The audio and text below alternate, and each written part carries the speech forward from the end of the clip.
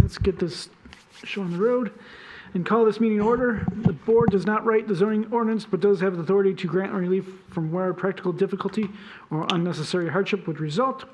The board will vote on each agenda item following the public hearing. Use variance requests require a minimum of 6 affirmative votes to grant the requested variances. Non-use variance requests require a minimum of 5 affirmative votes in order to grant the variances. Please note that any order of the board is valid for a period of 1 year. If you would like to request that the board table or adjourn your case due to the absence of a full board, which tonight looks like we might be down a person, you must inform the chairperson immediately after the public hearing. Petitioners shall do their best to limit presentations to 10 minutes. Each participant in a public hearing shall do their best to limit comments to 3 minutes. All righty. For the approval of the minutes, is there any motion to amend or approve the minutes for October 9th, 2025? Go ahead, Mr. Klatt. Motion to approve. Okay, is there a second? Okay. Any discussion? All right, seeing none, move to a vote. All those in favor signify by saying aye. Aye. Opposed? All right, motion carries. We will move on to unfinished business, case number 25-08-18, 1839 Roseland Avenue. Yes, Mr. Klatt. Mr. Chair, I'll need to recuse myself from this case. My company has direct involvement. Yep, understood. Thank you.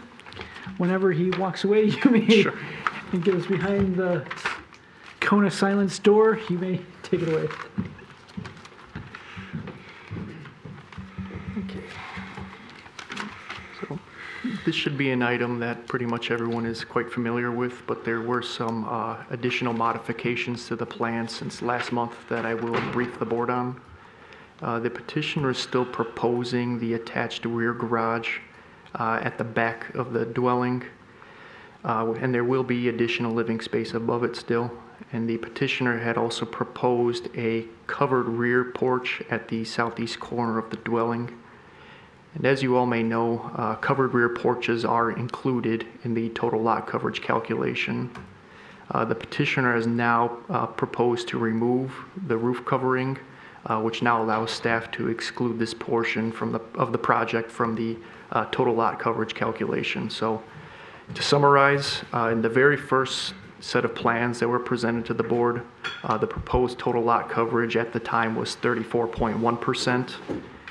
In their first revision, they decreased it by 0.7% down to a total of 33.4%.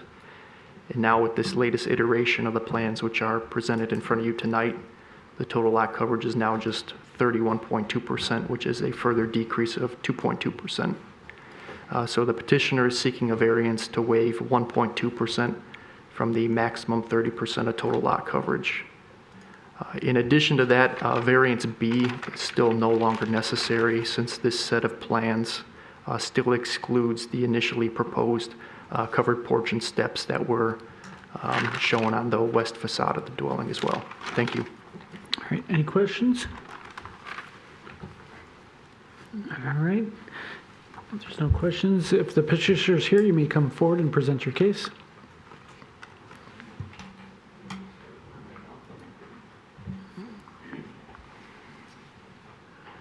Hello, board.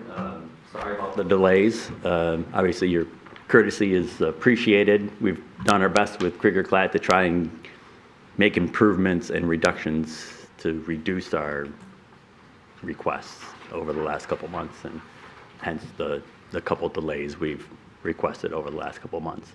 So we're asking to put an addition on our house and a garage with a bonus room above it. And I think we're about as small as we can get and still have a functioning 2-car garage with a attached mudroom and still have a functioning yard and driveway and a great improvement to our house. Yeah. Just to follow up on Mark's point, so he mentioned the attached mudroom. You might notice on the plans that there is a staircase located in the mudroom. This obviously adds to our square footage a little bit as far as the lot coverage is concerned. And this is a necessary item within the plans. because there's no logical connection between the existing second floor and the proposed bonus room.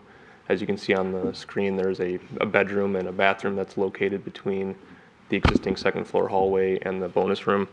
So that secondary staircase is kind of a required thing. It adds a decent amount of square footage to the proposed addition as well, which, like I said earlier, increases our square footage a decent amount. Additionally, there is a existing front porch on the house that is about 300 square feet total. It's in a little bit of rough shape, and it's significantly larger than most of the existing front porches in the area, so that further contributes to our small overage of lot coverage. As Mark mentioned also, we did take a significant reduction by removing the roof on the back patio. That took out approximately 2.2% from the lot coverage, and over the last couple months we've done our best to reduce that variance request to the current 1.2% that we have now. Lastly, the garage, as Mark mentioned, is 20 feet by 20 feet on the inside, which is about the smallest size you could go for a functional two-car garage with minimal storage and availability to park cars. So I think that's about it. Thank you again for your time and consideration for our variance requests. Thank you. Questions for the petitioner? Mrs. Robinson? Hi. It seems to me now I have all the different plans here. At one point you had a spiral staircase in this, and then you replaced it with the regular staircase. Yeah, the regular staircase is just a little bit more functional, easier to kind of maneuver. I've been in your house like years ago when it was up on the market at some point in time. It's a really nice house, cool house, I can see why you need a little extra room. And just from living with a spiral staircase in a house that I owned at one time, this is really smart to do it this way. Yeah, thank you. Go ahead, Mr. Langweber. You mentioned both in the write-up and in your presentation that the front porch is not in great shape, and I think it even said dilapidated. If that was in the. Can you tell us more about that and why that specifically is mentioned, the condition of the front porch? Yeah, so I might let Mark speak more on it too, but it's made out of wood. It's wood framed front porch, and there are floor joists and floor beams that are kind of rotting out a little bit, and so it might need some work to kind of restore it a little bit. But it's a very large front porch. You can kind of see it wraps around the side of the house, and the owners don't currently use it very much because of its current state of kind of disrepair. And we were at one point even looking at maybe removing a portion of the front porch to reduce our lot coverage. Ultimately, we decided to keep it on the plans, and we might look to repair it during the actual construction phase. So I guess that's, excuse me, part of where I was going is I'm a big proponent of front porches and what they can do for residents and the neighborhood. And I was wondering if there was plans to restore, rehab, or in other words, just make it usable for yourself. It's currently usable. It's just we didn't build it, and I work for a general contractor for a living, so I know what's underneath it. And it's the goal is ultimately to redo the front porch. Anytime we describe where we live to somebody, they always say, "Oh, you're the one with the nice wraparound porch." So the goal would be to put it back in place and just make improvements to it in the same square footage. I see. Okay, thank you. Other questions? I do. And I appreciate the moves you have made to reduce the number of variances requested and the amount of variances requested. Unfortunately, you're not on a large lot, so trying to go over the lot coverage, it really stands out.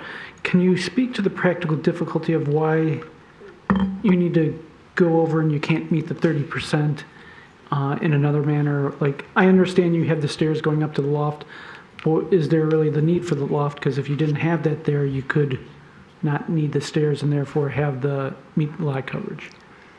So I think if we were to remove the stairs, we would still be slightly over, because it wouldn't take out, I think we're about 80 square feet over.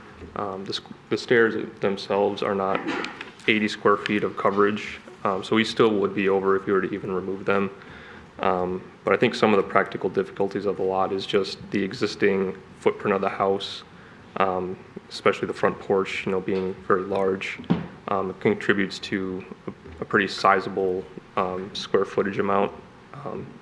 And I think some of the practical difficulties are, just the corner lot, there's getting the driveway to come in, and there's a significant, side yard setback on the west side. So we had to, kind of move the garage over a little bit, and we did our best to, obviously keep within the side yard setbacks and reduce that variance as well.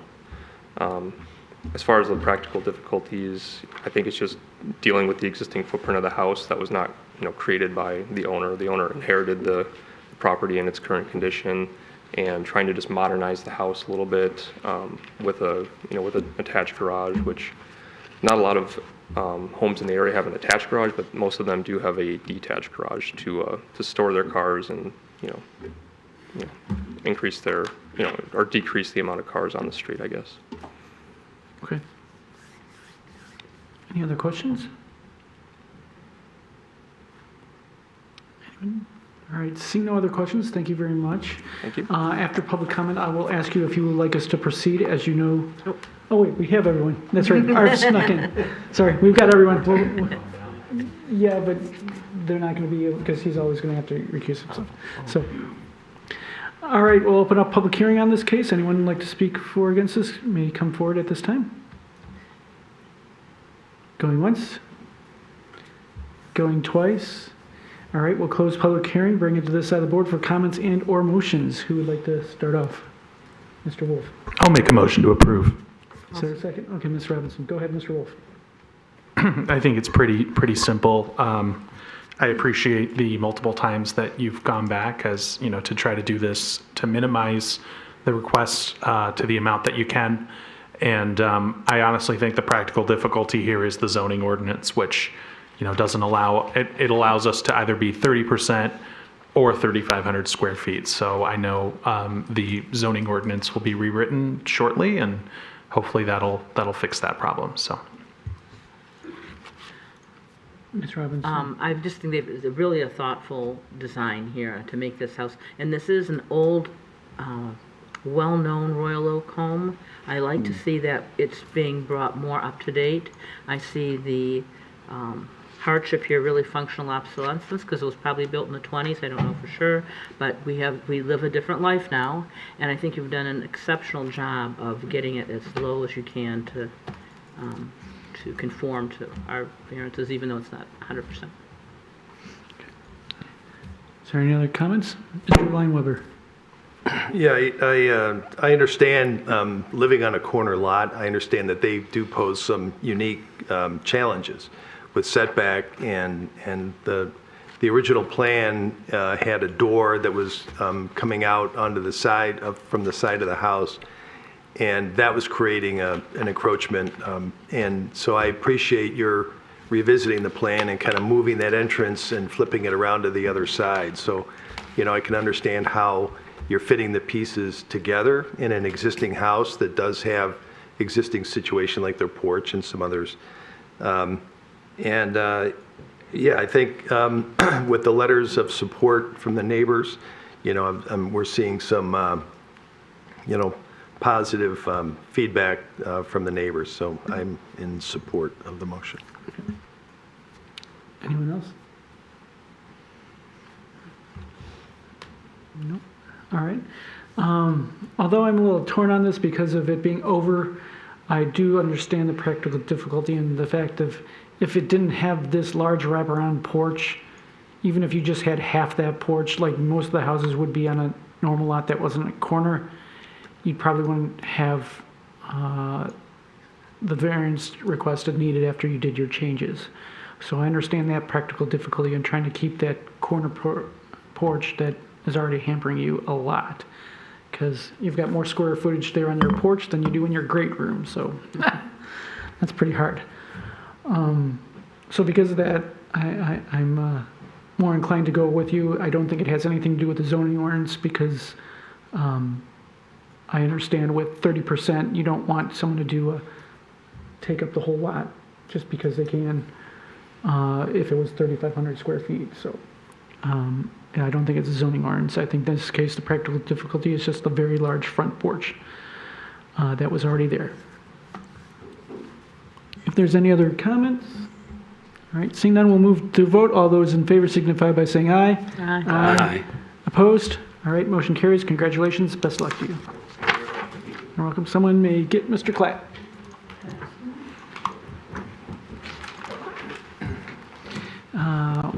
Let's see, next we'll move on to case number 25-10-24. And my screen is not loading up it. That's always good. All right. There we go. We got everybody. You may take it away whenever you want. Since last month's meeting, the petitioner did modify their drawings, which resulted in compliance with all applicable zoning ordinance provisions.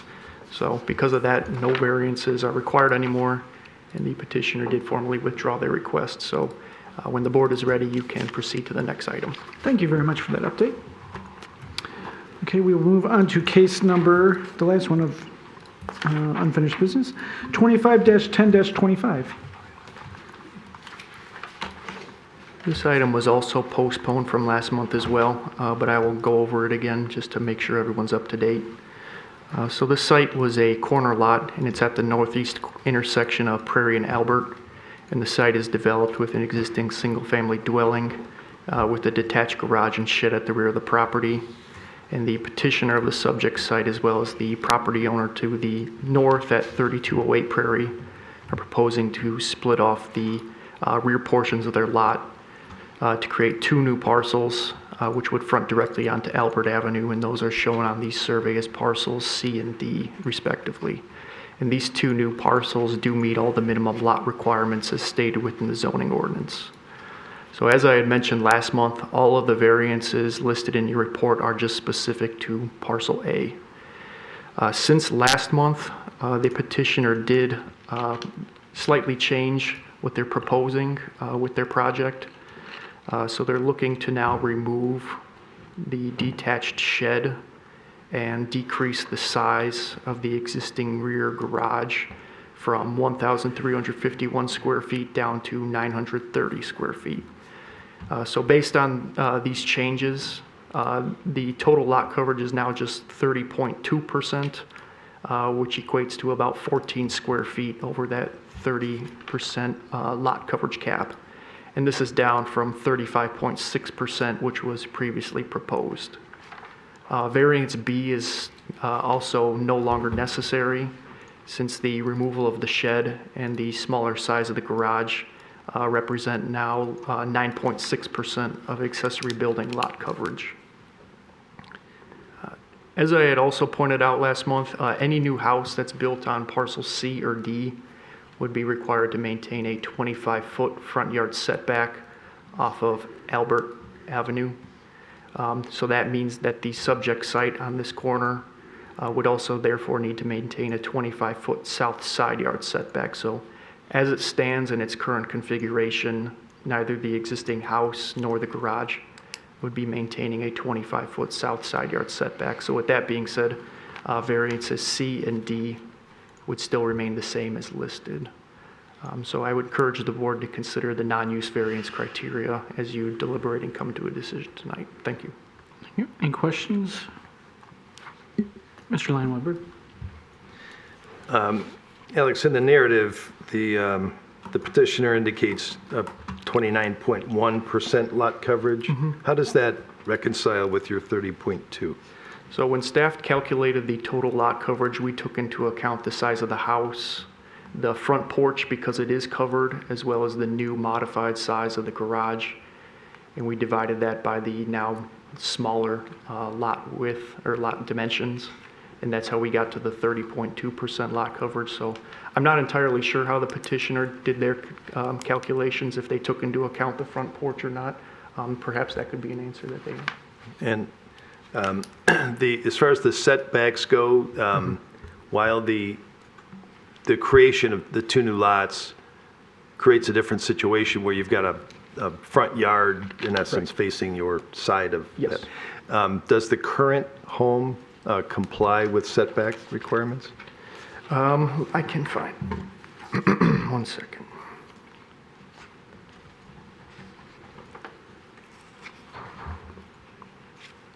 So the house itself would not be, the garage doesn't show specifically. The garage would, the existing house would not. But not, so they're non-compliant currently Yes, with whatever they might do? yes. Okay, thank you. Any other questions?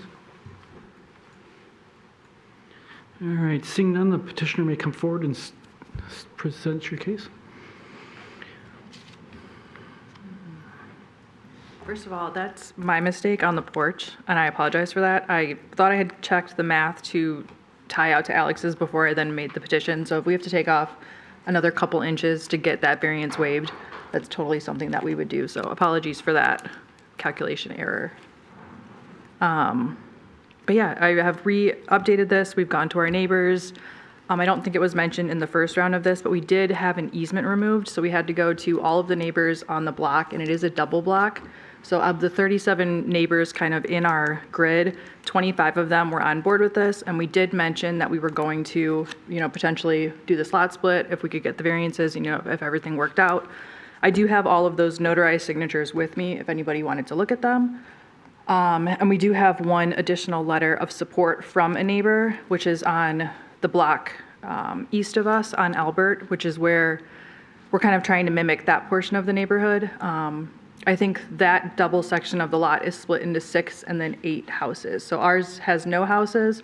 The lot next to us has 6 or 8, and then I think the lots north of us have like 1 or 2. So we're just trying to kind of follow the footprint, and that's why we're proposing for the 2 lots.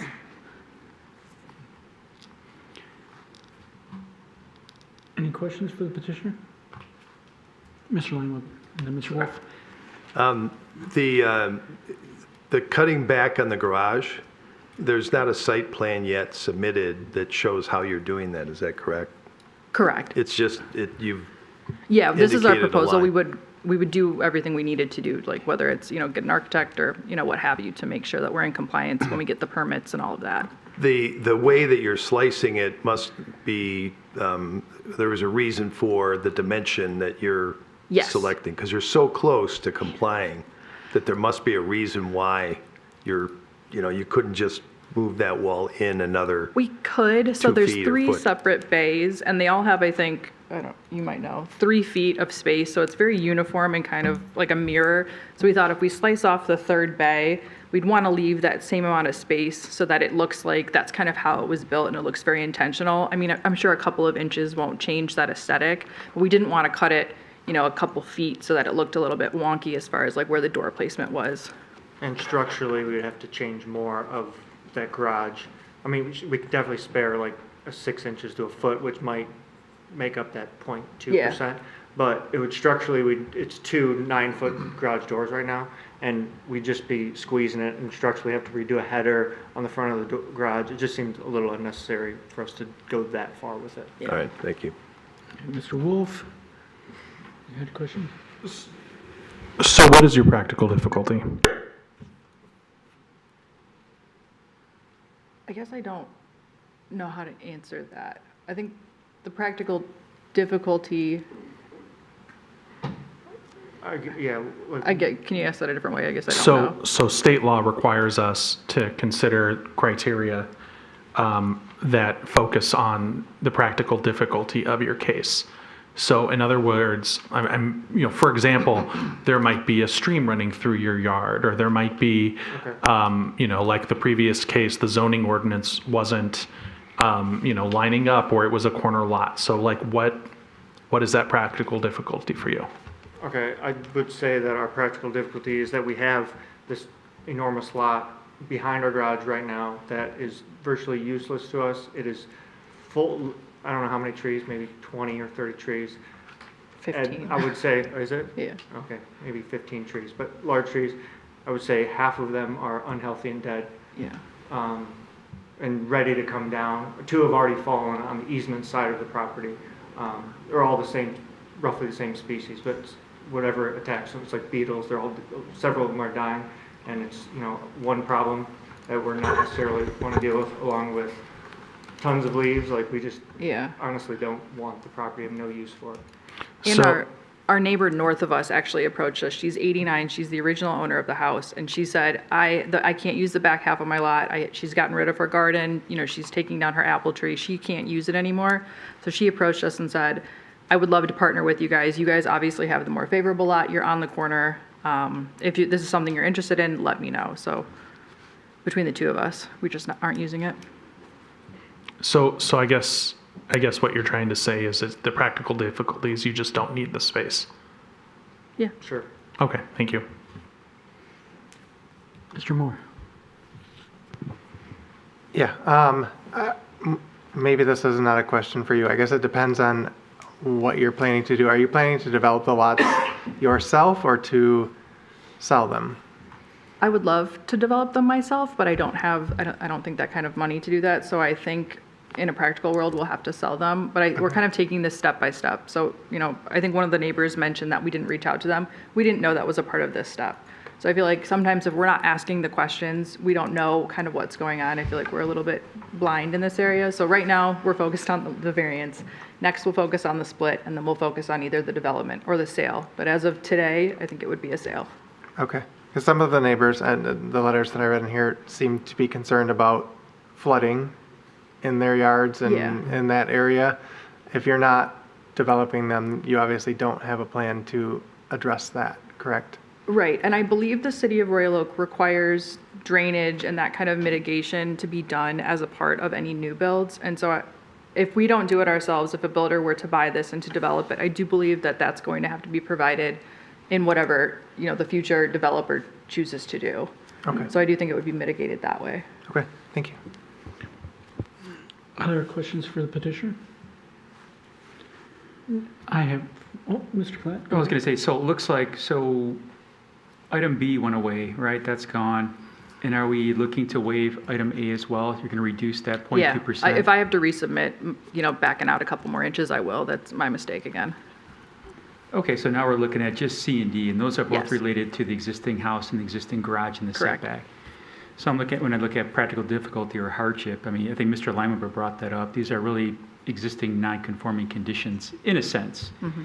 And when I look at that as well, it's like this home and garage have existed on the streetscape like this for how many years? There's no physical change, it's not going to present a different condition to the neighborhood or the residents. So I see a bit of practical difficulty associated with the existing non-conforming condition. And the fact that, well, thank you, number one, for listening to some of our concerns last month and reducing some of those 2 variances. I think that's big. To go from 4 to 2 is a pretty big play here. And then the flooding standpoint, does the yard currently flood? Is there Our any- yard does not, no.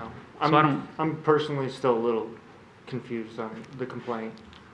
Yeah, I we've believe never it was had from issues. Our neighbor behind us, and I don't really see any flooding issues in his yard besides one spot he leaves long, which I suspect that's where his sump pump actually drains in his yard. I don't know, that's speculation, but Yeah. I'm kind of confused. with Our the whole street was flooding just issue. repaired, so like that sewage and all of that's been kind of updated, so we haven't seen any issues with anything like that in the streets or in our yards. Yeah, if it's not flooding now, why is it going to flood in the future? They're going to, Yeah. if they develop two homes in that Yeah, lot, they're it'll going to have be to be graded better. properly out to the street. Yeah. So I don't know if that's a concern. I would That agree. comes up quite a bit, but I don't understand why that would Yeah. cause a concern if it's not currently an issue. Yeah, for us, it's definitely not. Thank you. Yeah. Other questions for the petitioner? So, I got a couple for you. Right now, currently, this isn't hampering you from using that space as you want as a permitted use, correct? There's no difficulty in using that back area if you wanted. You just don't want to use it because it's just space with trees in it, correct? It's not that we don't want to use it. I mean, it's pretty far removed from, where our back porch is. When to get there, we do have a privacy fence, so we would have to go either all the way around the fence to the second yard, or we have to walk behind our garage, which is like a 2 or 3 foot, whatever, gap. So it's just kind of a setback and out of the way, so it doesn't always make sense for us to go back there. You know, if we want to use our outdoor space, it's usually between the house and the garage. Okay, and why don't you, okay. And then, how is your property more unique than the rest of them on the same block on Prairie that all have the same deepness, as well as the other block the opposite way? How is it more unique? Yeah, because we're always looking as to what makes this property unique compared to everyone else with the same lot coverage and lot size on that same block. What makes this more unique that we need to divide this one versus your other neighbors? Well, if anything, our garage is huge. It's almost the size of our house. And so I think by kind of doing this, we're shrinking it down, and it actually fits the neighborhood a little bit better, especially if there is 2 new lots brought in. The garage is like, I think 13 or 1,400 square feet, and the house is 1,800 square feet. So it is quite massive, and it does kind of stick out. I don't know if that answers your question. Well, because by splitting this, now you're going to bring 2 houses onto this block that there's no houses there. There's no houses across the street. Yes, if you go 1 block over, you have them there, but those are of a different style, and it's on both sides. So you're going to create 2 houses that are unique for just this block. So I'm trying to figure out how by changing what you have now makes it a unique circumstance and a practical difficulty that it needs to be changed to have two new houses built. That's what I'm trying to understand. Is it, I heard you guys this question before, as in 2 properties versus 1. Is that kind of like what you're getting at? Like, No, I'm just talking in general, 2 houses or 1 house so there. you're saying now that there's 2 opposed, like To 2 none. new houses on this block, while there will be a few empty lots surrounding it. Right. It'll look a little bit. I'd understand if misplaced. I'd understand if like the people across from you on Albert, the other side was doing similar type, as well as the people behind you on Garden were doing similar, where you were basically creating now, we'll say 6 to 8 blocks of Right. new houses, where you're now creating a group. I'm just trying to find where this uniqueness is, that it needs to be done this way and not leave it as it is. That's all. The practical difficulty in that. Okay.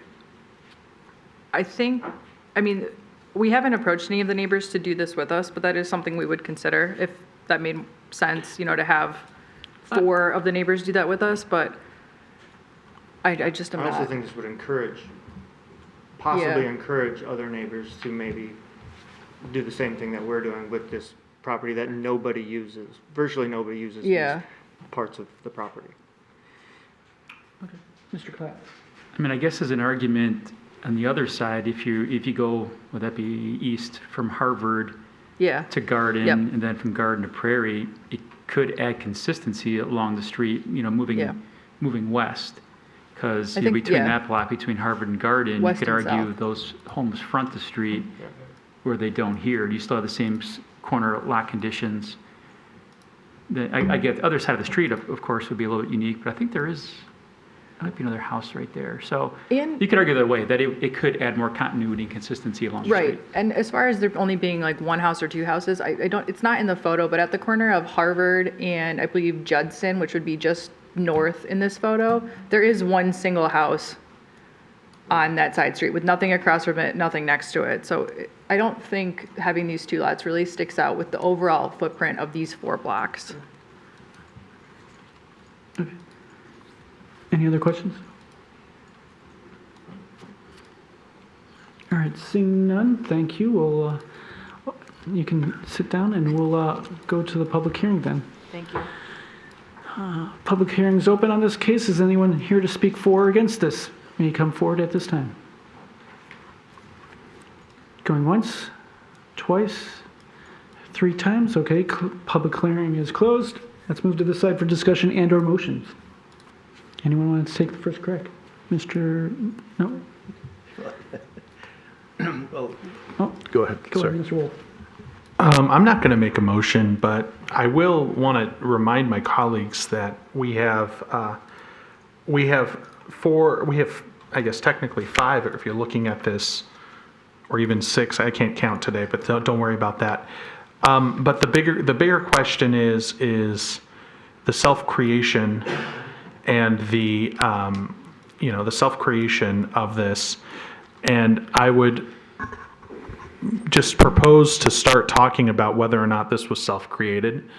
One could possibly argue that this wasn't self-created because of the size of the block, but I would also argue that maybe it could be self-created because of what they're bringing here that isn't, for example, like again, there's not a stream or some grading issue or something like that. So just a suggestion to maybe start the debate there.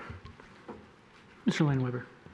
I think, in my mind, the issue is it's really the setback of the existing dwelling, and that's the sole variance here. The splitting of the lots or creating these two new lots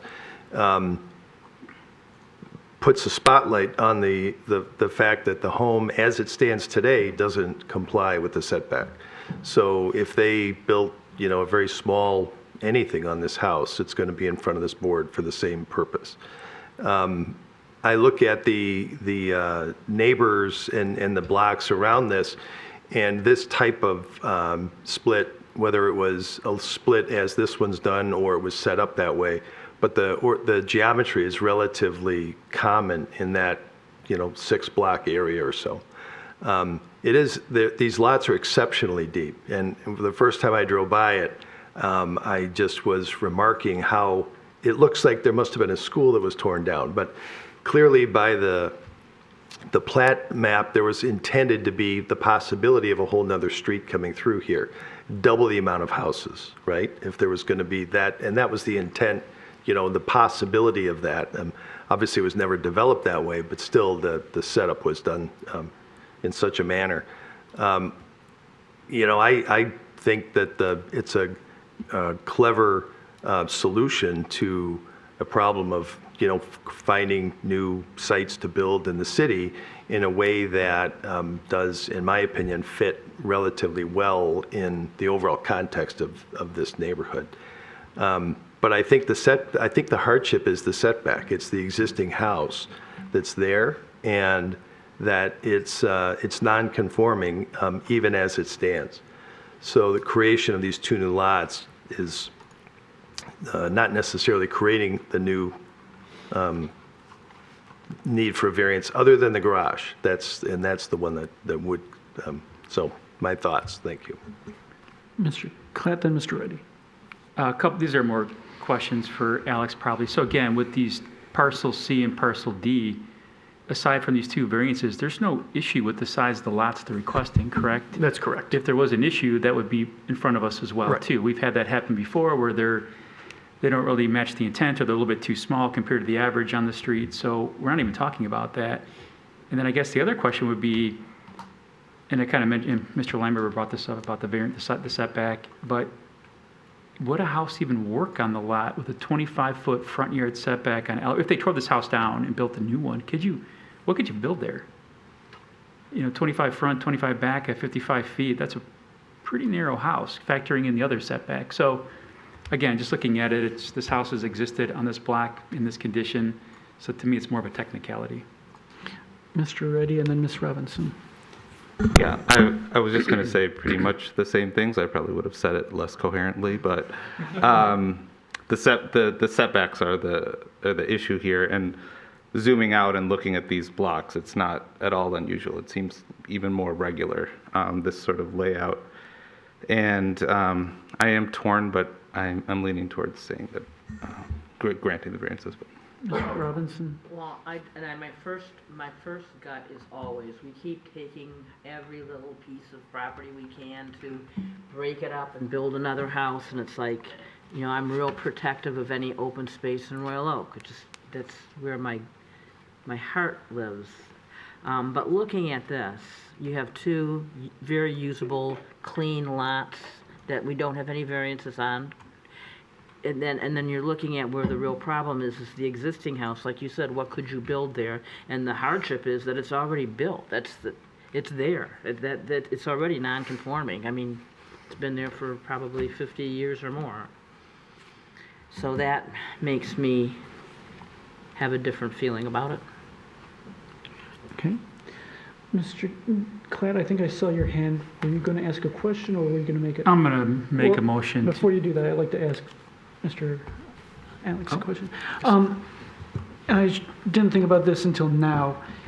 Had this corner house been set up in such a way that it doesn't need the variances for the setbacks, and they said, okay, we're going to remove these other ones, would this come before us for anything else to split, or it would just be, okay, they said they're going to remove this, and the house meets it, what variances is there then to go upon? Yeah, if there were no variances needed pertaining to the existing, let's say parcel A, if splitting off the back portion of the property to create parcel C and D, and the existing house and any other structures they wanted to keep on site did in fact meet all applicable zoning ordinance provisions on the now smaller lot, and we could sign off on that administratively. Okay, that's my only question. Mr. Klatt? I'm going to make a motion to approve the item C and item D, the two setback issues. Is there a second? Mr. Langweber, go ahead, Mr. Klatt. Yeah, not much more to say. I think Mr. Limeover summarized that greatly. It's really we're talking about setbacks, and again, this house has existed and garage have existed in this condition for years. Okay, Mr. Limeover. Nothing more. Okay, Mr. Wolf. So Alex, just to clarify what you said, so that means that assuming everything is, if this parcel gets split off and they wanted to rebuild the garage, did I understand that correctly? That it could be done administratively? Did I misunderstand that? I believe what the chairperson had asked was whether or not, if, in a hypothetical standpoint, if the existing house that's remaining and any other structures on site were existing, and they wanted to propose these two new lots off the back, whether or not staff could sign off on that administratively. Okay, so And if I said they could. Okay, that was the question I asked.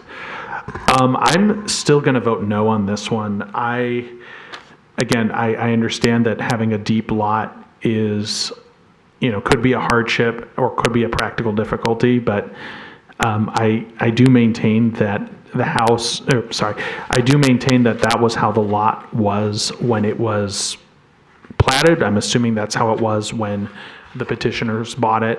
So I don't know the petitioners, maybe they were cleaning the leaves at one time, maybe they weren't.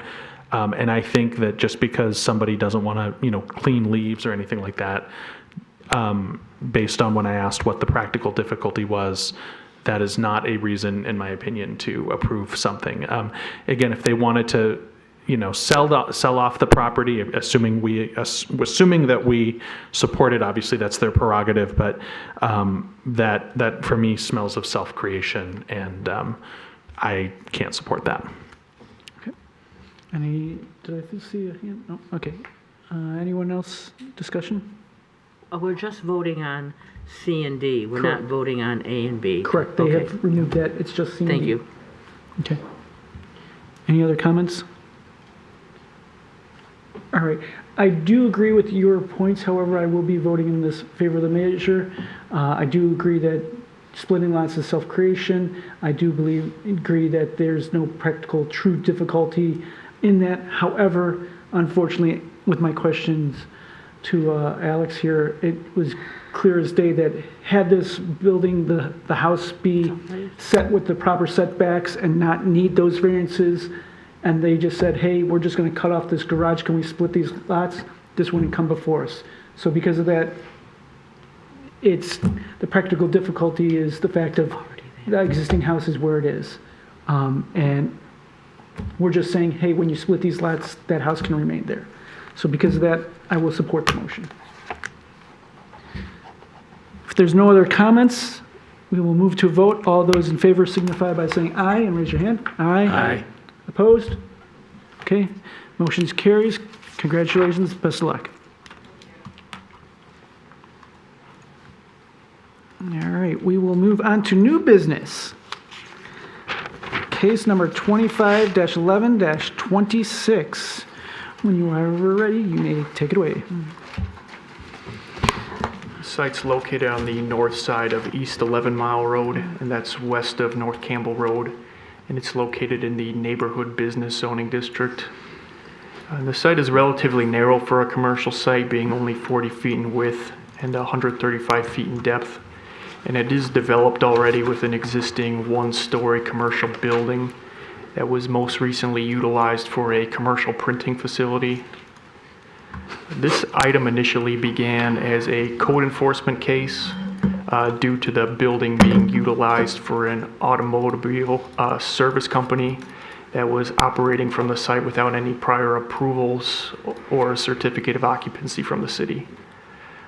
Just as some background, the owner did previously obtain a building permit, I believe back in 2023, for site improvements to white box the site for a future tenant, but that permit was only limited to improvements of the building itself.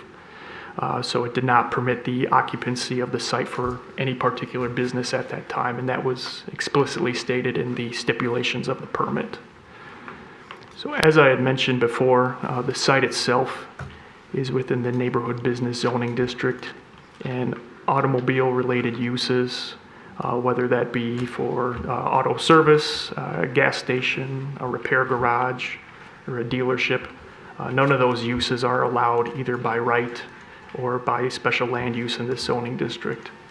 So the petitioner is seeking a use variance to permit the establishment of an automotive service station within the Neighborhood Business Zoning District. The floor plan that the petitioner provided also notes about 560 square feet of office area at the front of the building, with the rear area comprising of an additional 1,142 square feet, which would be dedicated to performing the automobile services. So based on a separate parking calculations for both the office component as well as the auto service component, the site would require a minimum of 7 off-street parking spaces. The rear paved area, as shown on their site plan, would contain 4 off-street spaces, so the petitioner would need a second variance to waive 3 of the minimum required 7 off-street parking spaces. Another thing I want to point out is that the site plan itself didn't include any details regarding the provision of refuse containers or dumpsters. And I do want to point out that the zoning ordinance itself also contains a subset of performance standards that automobile service stations are required to maintain as part of their business operation. So because of that, if the board were to choose to adopt the variances as listed, it's advisable that the contingencies that staff listed in your report are included in any motions in order to address some of these outstanding items. Thank you. Okay. Any questions?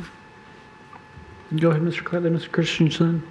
Yeah, these might be more questions for the applicant, but it's, the confusion comes in maybe just based on the ordinance language, like dispensing of fuel, that type of thing. This is more window tinting. Right. In our building over on 400 Lincoln, we have a window tinter, and I don't even know they're there. They're silent, they're quiet, they don't do it. I mean, they're a great tenant. But then I'm reading these letters and I hear different things. So what exactly do they do? Is it seems like auto detailing, tinting? There's no dispensing of fuel though. There is not, and I believe the petitioner did provide under their building use a list of all the services that they would be providing. That's page 24 of the packet. So it says window tint installation and supply services, vinyl wrapping, auto detailing, and hands-on training. Okay, thank you. Yep. Okay.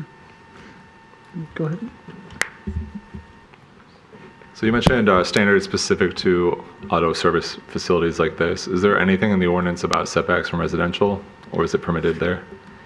So within the neighborhood business zoning district, it says that for sides which are adjacent to a residentially zoned property, it does require a minimum 25-foot setback. In this case, since the building is quite old and it would just, whatever the setbacks currently are, would just be viewed as an existing condition of the site. And so that 25-foot rule, that's to the building, not the parking lot where the vehicles are stored? Yes. Okay. Other questions? Mr. Lineweber? Excuse me. Alex, if the automotive service station use is allowed, what other uses come along with that that would be a matter of right for this parcel? Are you referring to terms of what types of businesses could be allowed here? Yes, as within the within the service station as a use, as that use sticks with this property, what other things could it do? Could they be dispensing fuel here? No, because auto fueling stations are listed as a separate use within the zoning ordinance. So as a service station, dispensing fuel is not. That's correct. Immediately tied to that? Correct. Okay. But other uses as a repair garage and things like that would be, I assume? If it's doing light repairs, so the zoning ordinance actually differentiates between repair garages and auto service. So auto service would be very light repairs like oil changes or tire rotations. Repair garages would be much more sophisticated and robust work. Okay. Okay. When they applied for their previous permit, was that closed out? Did they get final inspections and all that stuff for it? I believe that was finalized out.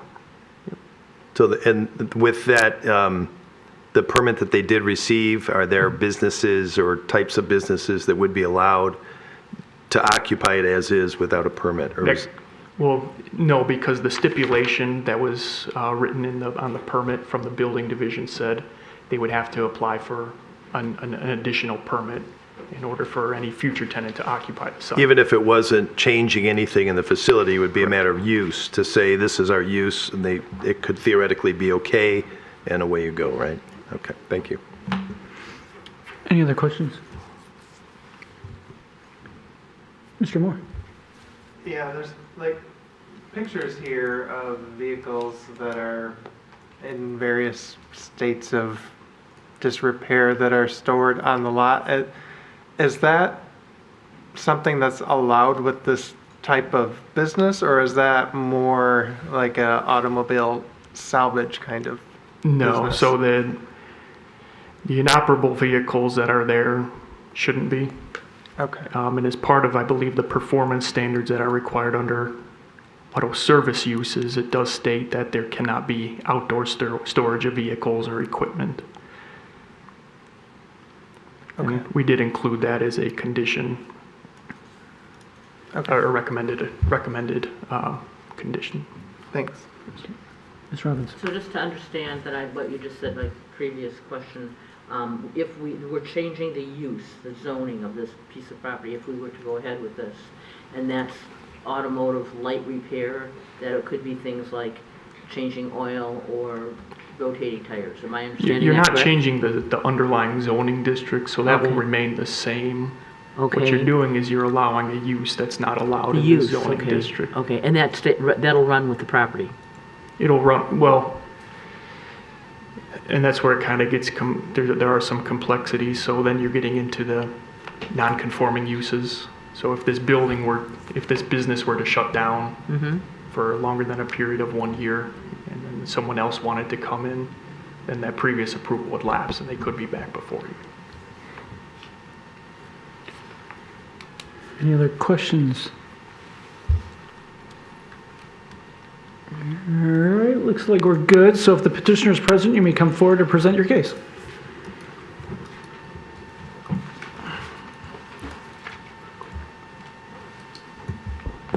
Good evening, Board. My name is Fadi Akam. I'm one of the owners of the property located at 1219 East 11 Mile Road. We purchased this property in 2023.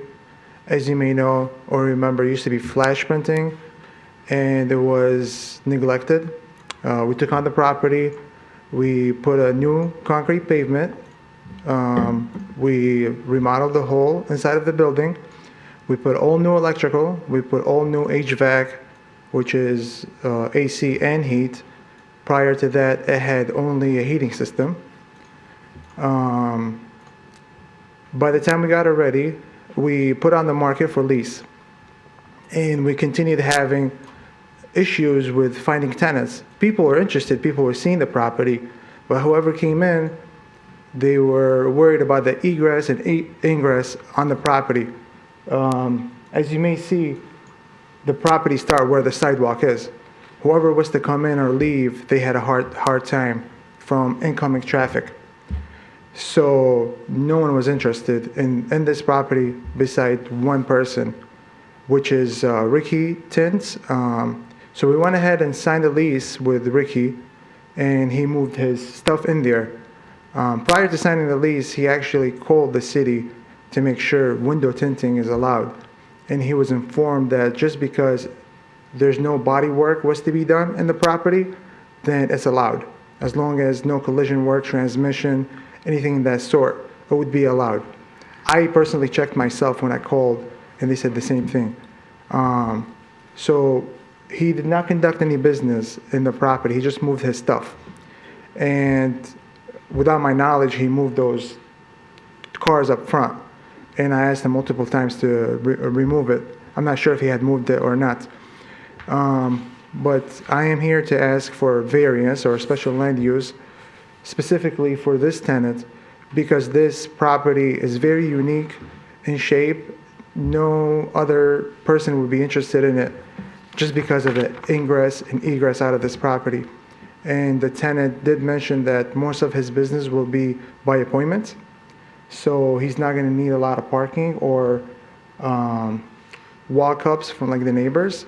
It would be mostly appointments. And he was also interested in making classes or training in there as well.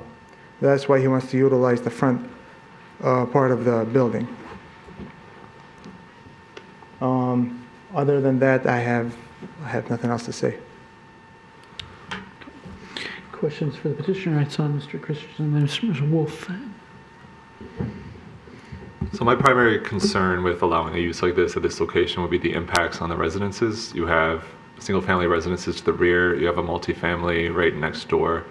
So how will your tenant make sure not to negatively impact the neighbors? He's already stored vehicles in poor condition outside, so that's exactly what I'm trying to avoid. Yes, I agree with you. So he was just moving his stuff in there. He was not conducting any business. But most window tinting or detailing, they work up until 6 o'clock. So I will make it mandatory on him to have a posted hours of operation and not exceed those hours. And he knows that too. He's not going to doing any window tinting or detailing late at night. Okay.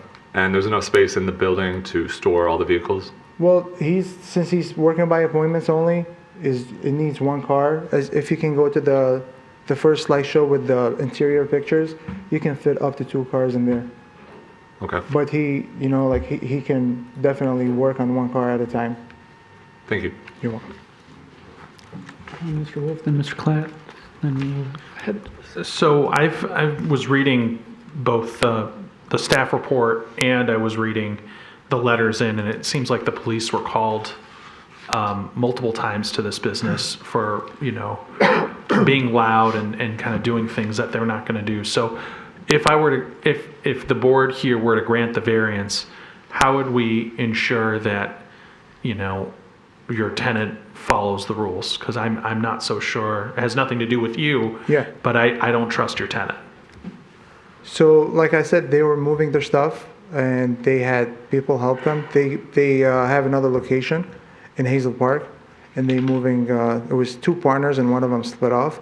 That's why they came and rented this building. So they were moving their stuff, and I guess they were moving it late at night. But if I would also stay on top of it, if this is a concern to you guys and the city, I will stay involved in it. But he's my tenant. I'm not the owner of the business, so I can only do so much. And again, please correct me if I'm wrong. It's kind of a question for our legal over there. I'm assuming that the owner of the property would be responsible for anything that the tenant did on the property. Is that right? Ultimately, in terms of the use, that's correct.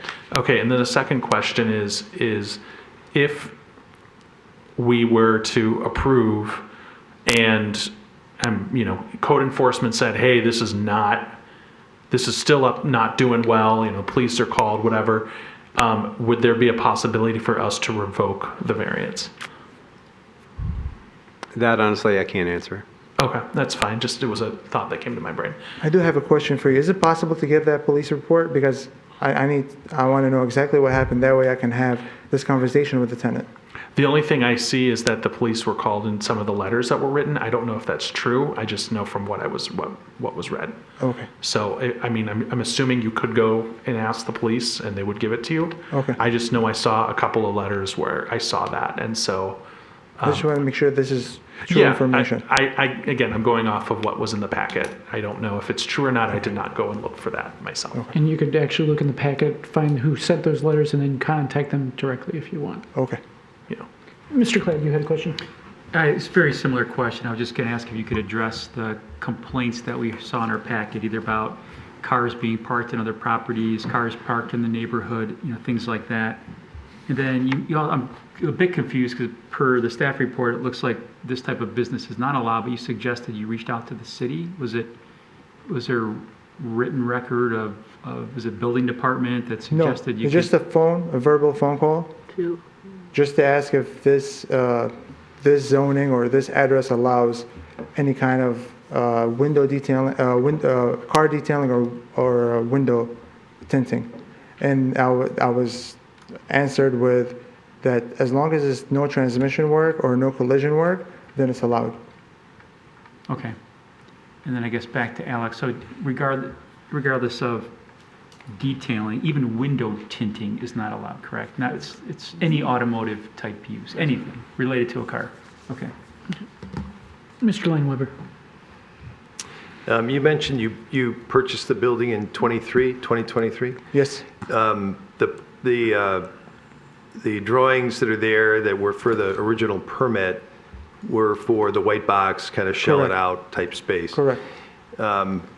And you're working with an architect at that time, I assume, who prepared all the documents. And yes, sir. In those documents, it said that, very clearly, it said that this is not for use, it's for just getting the building cleaned up and getting it ready, and that any subsequent use would have another permit pulled. Why the gap in there, I guess, is my question. So by the time we wanted to apply for permits for the new tenant, they said that it's not allowed, and we would have to get a variance. Once that gets approved, then the tenant can apply for those permits. But the tenant is not looking to do any improvement to the inside of the building because everything has been done. So when we took over the property, it had a bathroom that was not ADA approved, so we changed it to ADA approved. From the toilet to the sink to the size, we made the bathroom bigger. Also, the utility room was supposed to be changed, so we did that for them as well. So the tenant, the only thing they're going to do is paint it and probably put flooring or epoxy. They don't need to do anything else because it's a window tinting company. They don't need to do any kind of modification to the building. Well, I guess I would suggest that we don't know, and you may not know.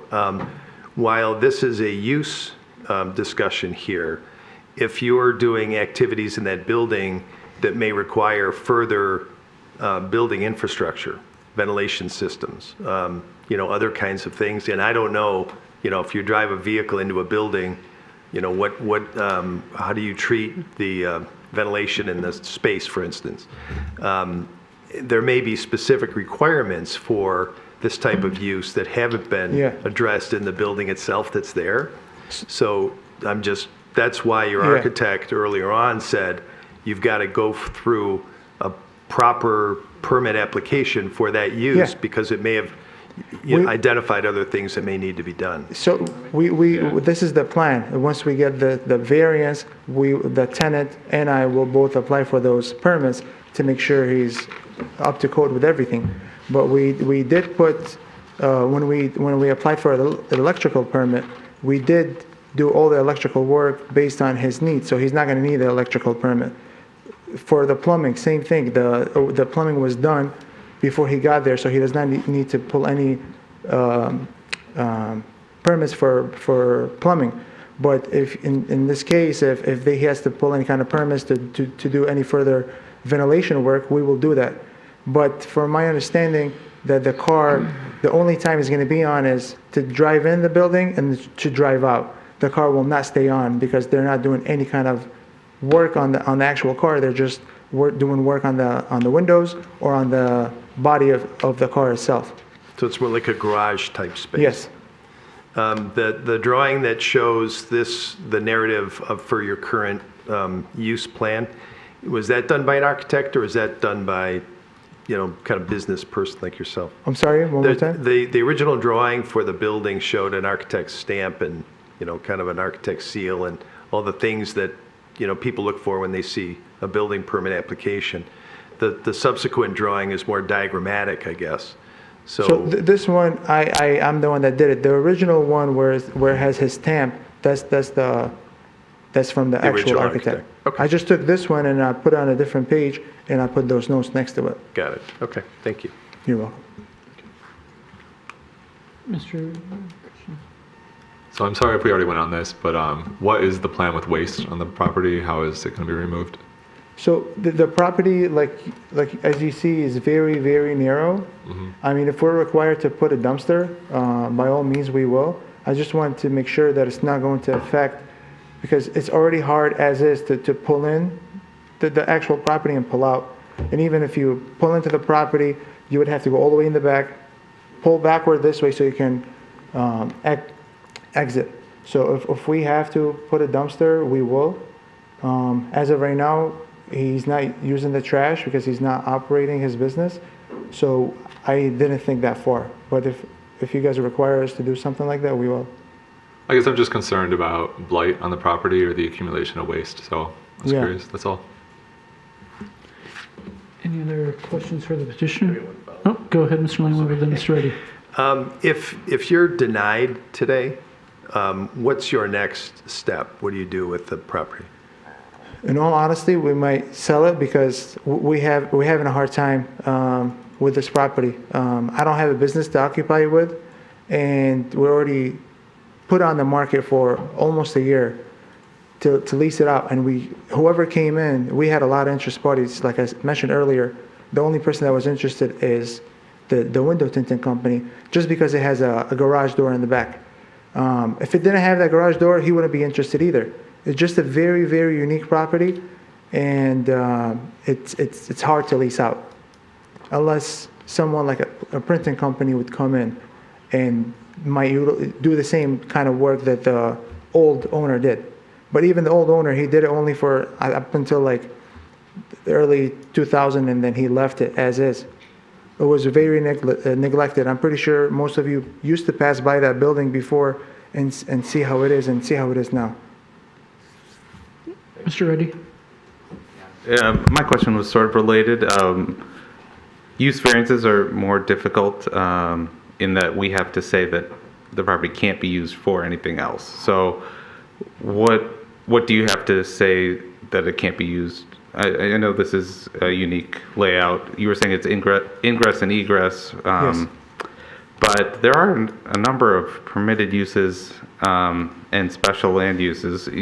But you had people come in for a year and no one was ready to go whoever forward. came in, seeing how it is, how difficult it is to get in and out, it made them, gave them cold feet technically. The only reason this person was interested is he's by appointments only, so he does not need a lot of parking, he does not need a lot of walk-ups. So it works based off Instagram referrals. So it was ideal for him. He can make it work. Any other person, they didn't see it working for them. Any other questions? Mr. Cladd? I'm just curious what the parking could support, and your previous architect, did they explore other parking orientations, maybe turning the spaces so they faced west? Can you get more there? What other uses? I mean, trying to defend your position. What other uses with the square footage you have, what could it? Can you park it? You know, if it was an office space, would those 4 spaces support that? If it was something else, did you do any type of homework on that to show? I can't tell. I don't see dimensions here. I don't see much of anything. I just see a drawing that shows 4 parking spaces and an I opening mean, for if possible. we have to rearrange the parking spots, we don't mind it. Same thing with the dumpster situation and the ventilation. We're willing to work to make it happen for this tenant. We don't want to lose this tenant. We want to put him there, and we don't want that building to stay vacant. At the same time, we don't want to keep it and continue paying the taxes on it and the insurance and the utilities if it's not being occupied, and if we cannot get someone to come in there. So I'm willing to put in the legwork to make everything happen. So if you need me to add more spaces or make them less, I will. If you want it to face west or east, I can do that.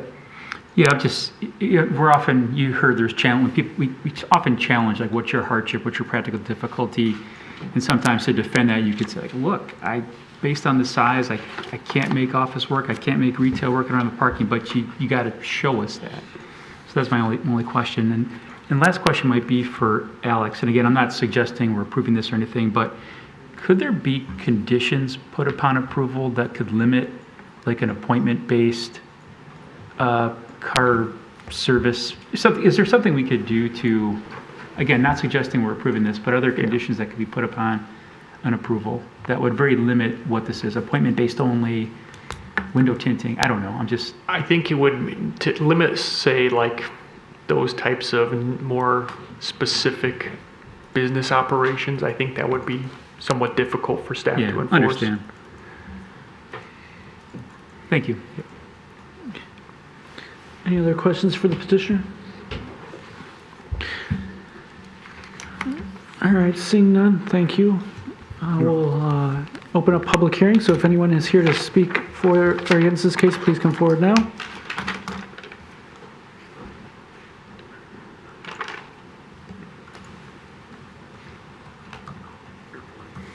Hi everyone, my name is Jason Edberg. I live at 120 North Blair Avenue, so just across the street from the subject property here.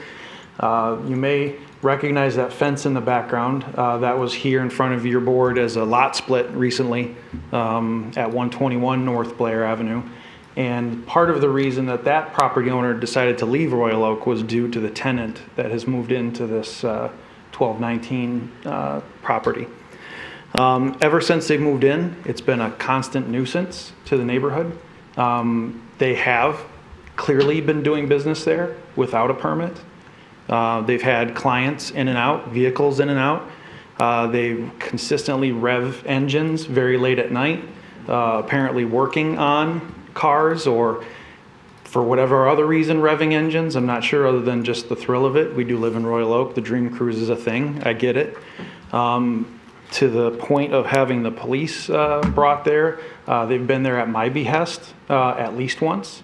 And there was a pretty dramatic incident on the day of the Dream Cruise in which they had several of their wrapped and tinted display cars parked in the travel lane of 11 Mile Road in the outermost westbound lane. And the police had to come and have those vehicles removed. Since Ricky Rapps has moved in, it's clear that this is being used as a party location with staff, multiple people there very late at night, midnight or later, playing loud music, revving engines. And this is exactly the type of thing that the neighborhood business ordinance was meant to protect us from. I am very much opposed to granting of this use ordinance for all of those reasons that you all have asked about.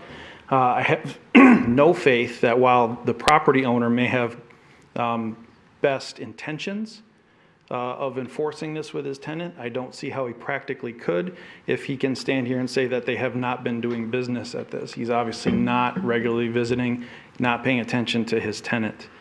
The other thing has to do with the orientation of the property. The garage door in the rear of the property faces residential homes, residential properties, which is not allowed under this use. The reason that that's been tolerated is because it has not been used for that purpose, coming in and out of the building. You asked about the parking spaces. You could very easily fit more parking spaces onto this if you were not using that garage door to come in and out of the building with vehicles.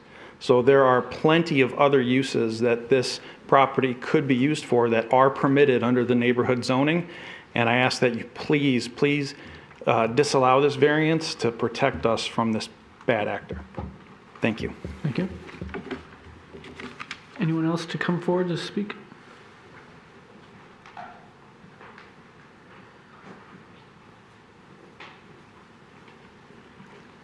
Good evening, members. My name is Wayne Fowler. I live at 128 North Blair. Jason is my neighbor immediately south of me. I'm pretty well echoing the same comments he is. I mean, we had one occasion where the police were called twice in a single day to come over there to break up a loud party twice. And unfortunately, they had to leave before the party seemed to break up. And again, it started back up again. So it's pretty well constant. When they first moved in, they seemed to like to show up about 8, 9 o'clock at night, and somewhere around 2, 3 in the morning decide they were going to leave. It seems pretty well everybody who is part of that business seems to have loud cars, and they like to let us all know that they're leaving the premises, that they're done working for the night. And this is pretty well constant. The last party breakup, he must have had, I'm going to say maybe 12 cars. And each one of them had to let us know that they were leaving on 11 Mile. And some of the driving on 11 Mile from these people is pretty offensive too. I'm waiting for an accident one day for some of these guys leaving. When they are getting ready to leave, a lot of them go out and start their car up and let it run. And of course, it's sitting right in 2 masonry corner walls. And it just seems like it's a nice echo chamber, lifts up, and I mean, right over our neighborhood. They say we've had times the windows have rattled in our houses from their parties. One of them, somebody had a radio going. Basically, all you could hear was like the boom, boom, boom. You couldn't hear a voice, but you could hear boom, boom, boom. And this went on for like 15 or 20 minutes. So I don't know if this is people showing up to go to whatever's going on in this building, but it is rather obnoxious. Thank you. Thank you. Anyone else to speak on this case? Going once? Going twice? All right, 3 times. We'll bring it to this side of the board for discussion and our motions. Anyone? Mr. Wolf? I didn't see, did you want to go first, Mr. Bastian? I was not raising my hand. Okay. I'm going to make a motion to deny all the variances. Okay, is there a second, Mr. I'll Bastian? second. Okay, go ahead, Mr. Wolf. So I do not trust this tenant. This is, as some of you, as many of you know, I am not a fan of, people coming to us for forgiveness. I'd rather them come for permission. And then on top of that, I see so many red flags coming up here. In addition to what the members of the public have said, just the lack of respect of following the rules. It's the practical difficulty here seems to be that this tenant, whoever this tenant is, does not like operating, with permits and doing the things that the city of Royal Oak requires of them. So that is, for me, a huge red flag. And while I am sympathetic to the property owner for trying to find the right tenant to fill this space, I understand this. I live on 11 Mile just east of Campbell on South Minerva, and so I do drive by this building pretty much anytime I want to go into town. I also since I live right off of 11 Mile, I also hear a lot of, loud, cars and things. And I'm not saying that they're coming directly from this, this tenant's parties. I definitely do not want to say that that's everybody, but I definitely do sympathize with the members of the public that are hearing this, because I hear this too as cars are trying to get onto 75 or Stevenson and pass by my street. So again, it has nothing to do with the owner, but ultimately I think the owner is responsible for his tenants. And I just don't believe, based on everything that has been presented in front of me and driving down 11 Mile and seeing the cars there late last week, that this will be, that if we were to grant this variance, that the rules would be followed. So I am not inclined to approve these variances for some of the reasons that Mr. Wolf has already enumerated, but I am painfully familiar with the fact that real estate is a speculative game and it is a gamble. And while I appreciate that the property owner was trying to improve a property, if this property had not been purchased at the beginning, we wouldn't be at this juncture. Also, the fact that, you know, this was white box approved, but no further permits were issued, and yet a business was brought into place. I'm also of the like mind with Mr. Wolf that I would prefer us to put the horse in front of the cart instead of the cart in front of the horse. The fact that the parking division has posted several notices regarding building division has posted several notices regarding certificate of occupancy, and these have been, you know, ignored. I just think this is a classic case of putting the cart in front of the horse, and I'm not inclined to provide a use variance for a situation that likely could have been avoided with some more research and forethought on the property owner's part. I realize that the problems brought on by the tenant are not the responsibility of the owner and petitioner, but I see too many problems and I see too many red flags just in how this situation has played out to this point. Ms. Robinson and Mr. Clark. I just wanted to say, to say thank you for how nice the building looks now. You've done a really nice job. Just even on the inside, looks like it's really good. And I pulled up right now what the current zoning is, all the different things that could go in, and there were pages of different kinds of properties that could be there without needing any kind of variance. So I would hope, I'm not inclined to go with this particular tenant that you have, that there's other people maybe that will still be able to use this property in a way that it can really be beneficial. When I look at the use variances and the non-use variances and how we have to have all of them, you have to say yes to all these. Out of the first 5, A, B, and E, I can't say yes if that's true on these things. And also on the non-use, A and B, to me, and my voice is definitely no for this particular use. But I still think you have a great property here, and I think, you know, you'll find the right guy. Mr. Clant? No, I just echo a lot of the similar comments that Ms. Robinson suggested. I appreciate the hard work you put into the building. It looks great.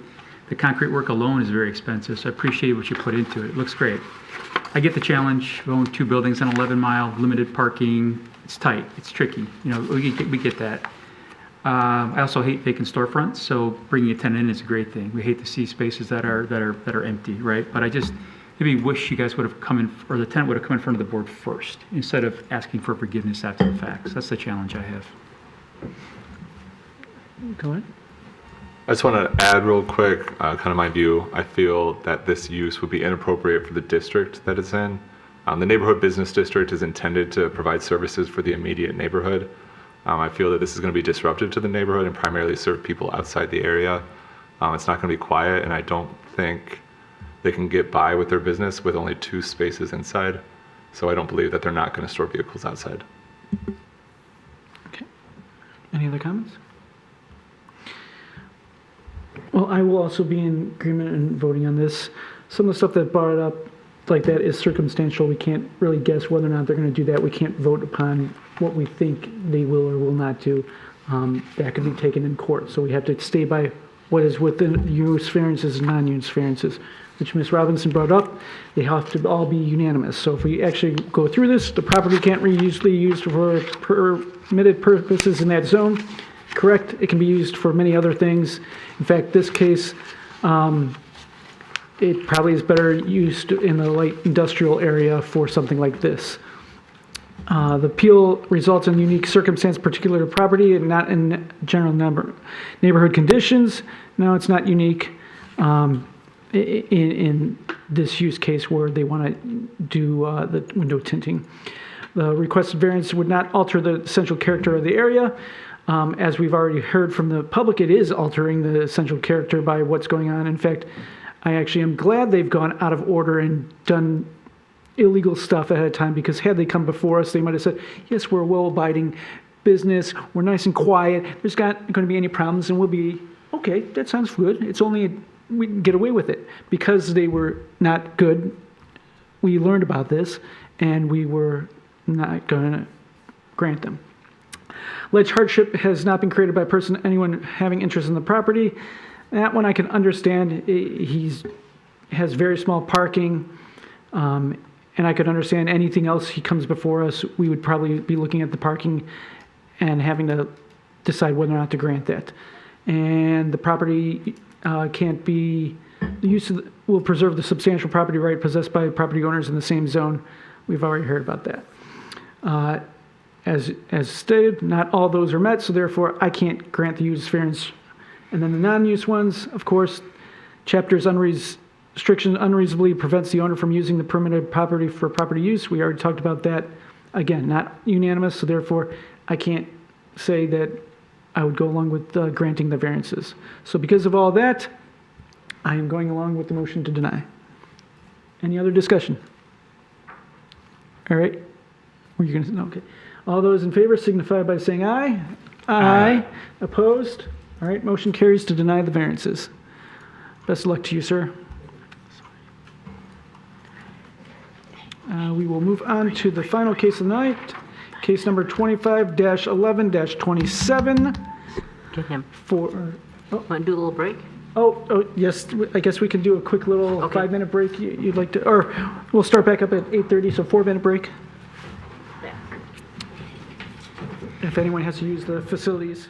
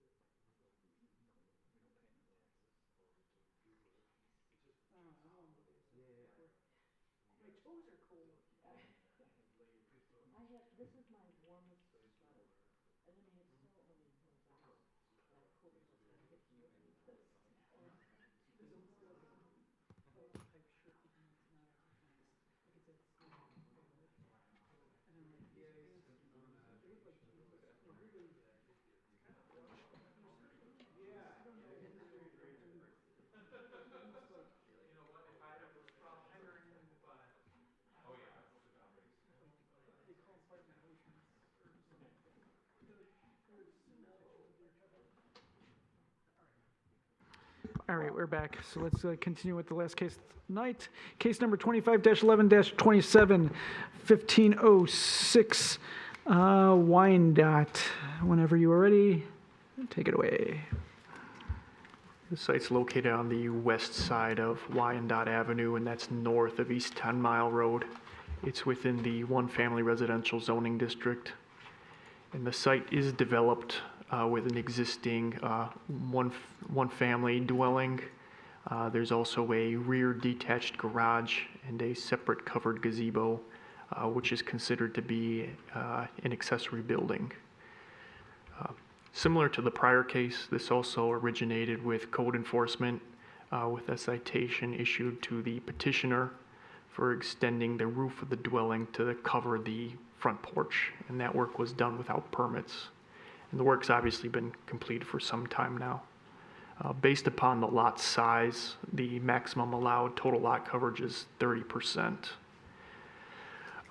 The site, only taking into account the house as well as the garage, already does exceed the maximum allowable 30% of total lot coverage, and staff calculated that to be about 30.7%. I think it's also worth pointing out that the gazebo was never formally reviewed by this office. And the reason for that is that the state building code doesn't actually require permits for detached accessory buildings, which are less than 200 square feet in area. With that being said, the burden of compliance would still fall upon the property owner or whoever is putting up the structure. Now, since this is an existing non-conforming aspect of the site, the zoning ordinance requires that any expansions of non-conformities need to result in compliance with current zoning ordinance provisions, and that does include lot coverage. So the petitioner is first seeking a variance to alter/expand a non-conforming structure in a non-conforming manner. So the gazebo would increase the total lot coverage by a further 2.2%, and the extended front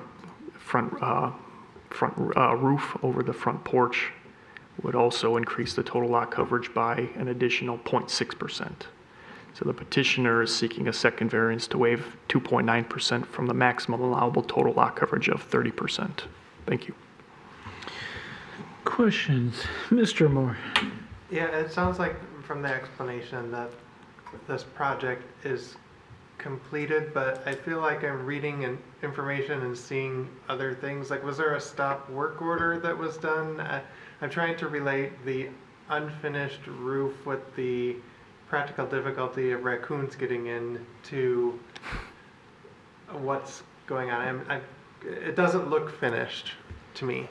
Yeah, as far as I know, the work is done based upon when I had the conversation with the code enforcement officer who initially issued the citation.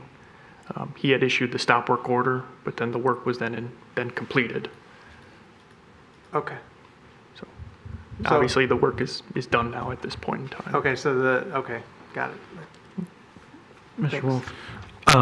So this is a kind of two-part question here. First part of the question, based on Mr. Moore's question, is was the stop, so I'm assuming that the stop work order was never lifted?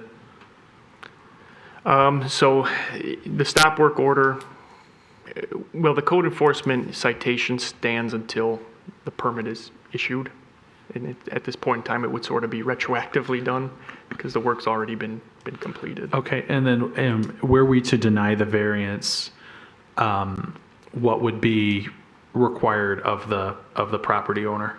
They would have to find a way to somehow decrease the total lot coverage back down to, I guess, the 30.7%, which we would recognize as the existing non-conforming total lot coverage that can remain. So again, in theory, they would have to tear everything out and put it back in again, according to meeting that standard. Unless they could find some other way to decrease the total lot coverage. Okay, perfect. Mr. Moore and then Mr. Lineweber. Would removing the gazebo achieve that? I mean, I guess I don't know enough about gazebos to know. So if they were to remove the gazebo, they would still need a variance, albeit it would be a much smaller variance. Okay, thanks. Mr. Lineweber.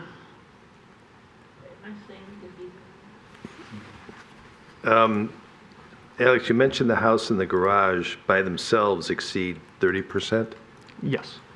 What number is that? That's 30.7%.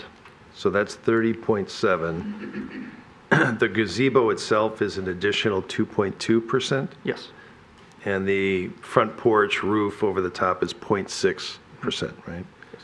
So removing the gazebo would drop, I mean, it's already, the 30.7 makes it non-conforming currently. Yes. So whatever they do, it's modifying a non-conforming structure in a non-conforming way, right?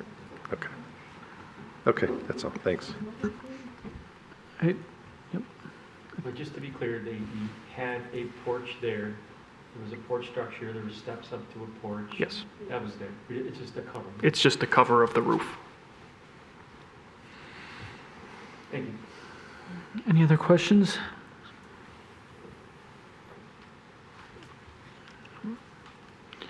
All right, seeing none, if the petitioner is present, you may come forward and state your case. Thank you, ladies and gentlemen.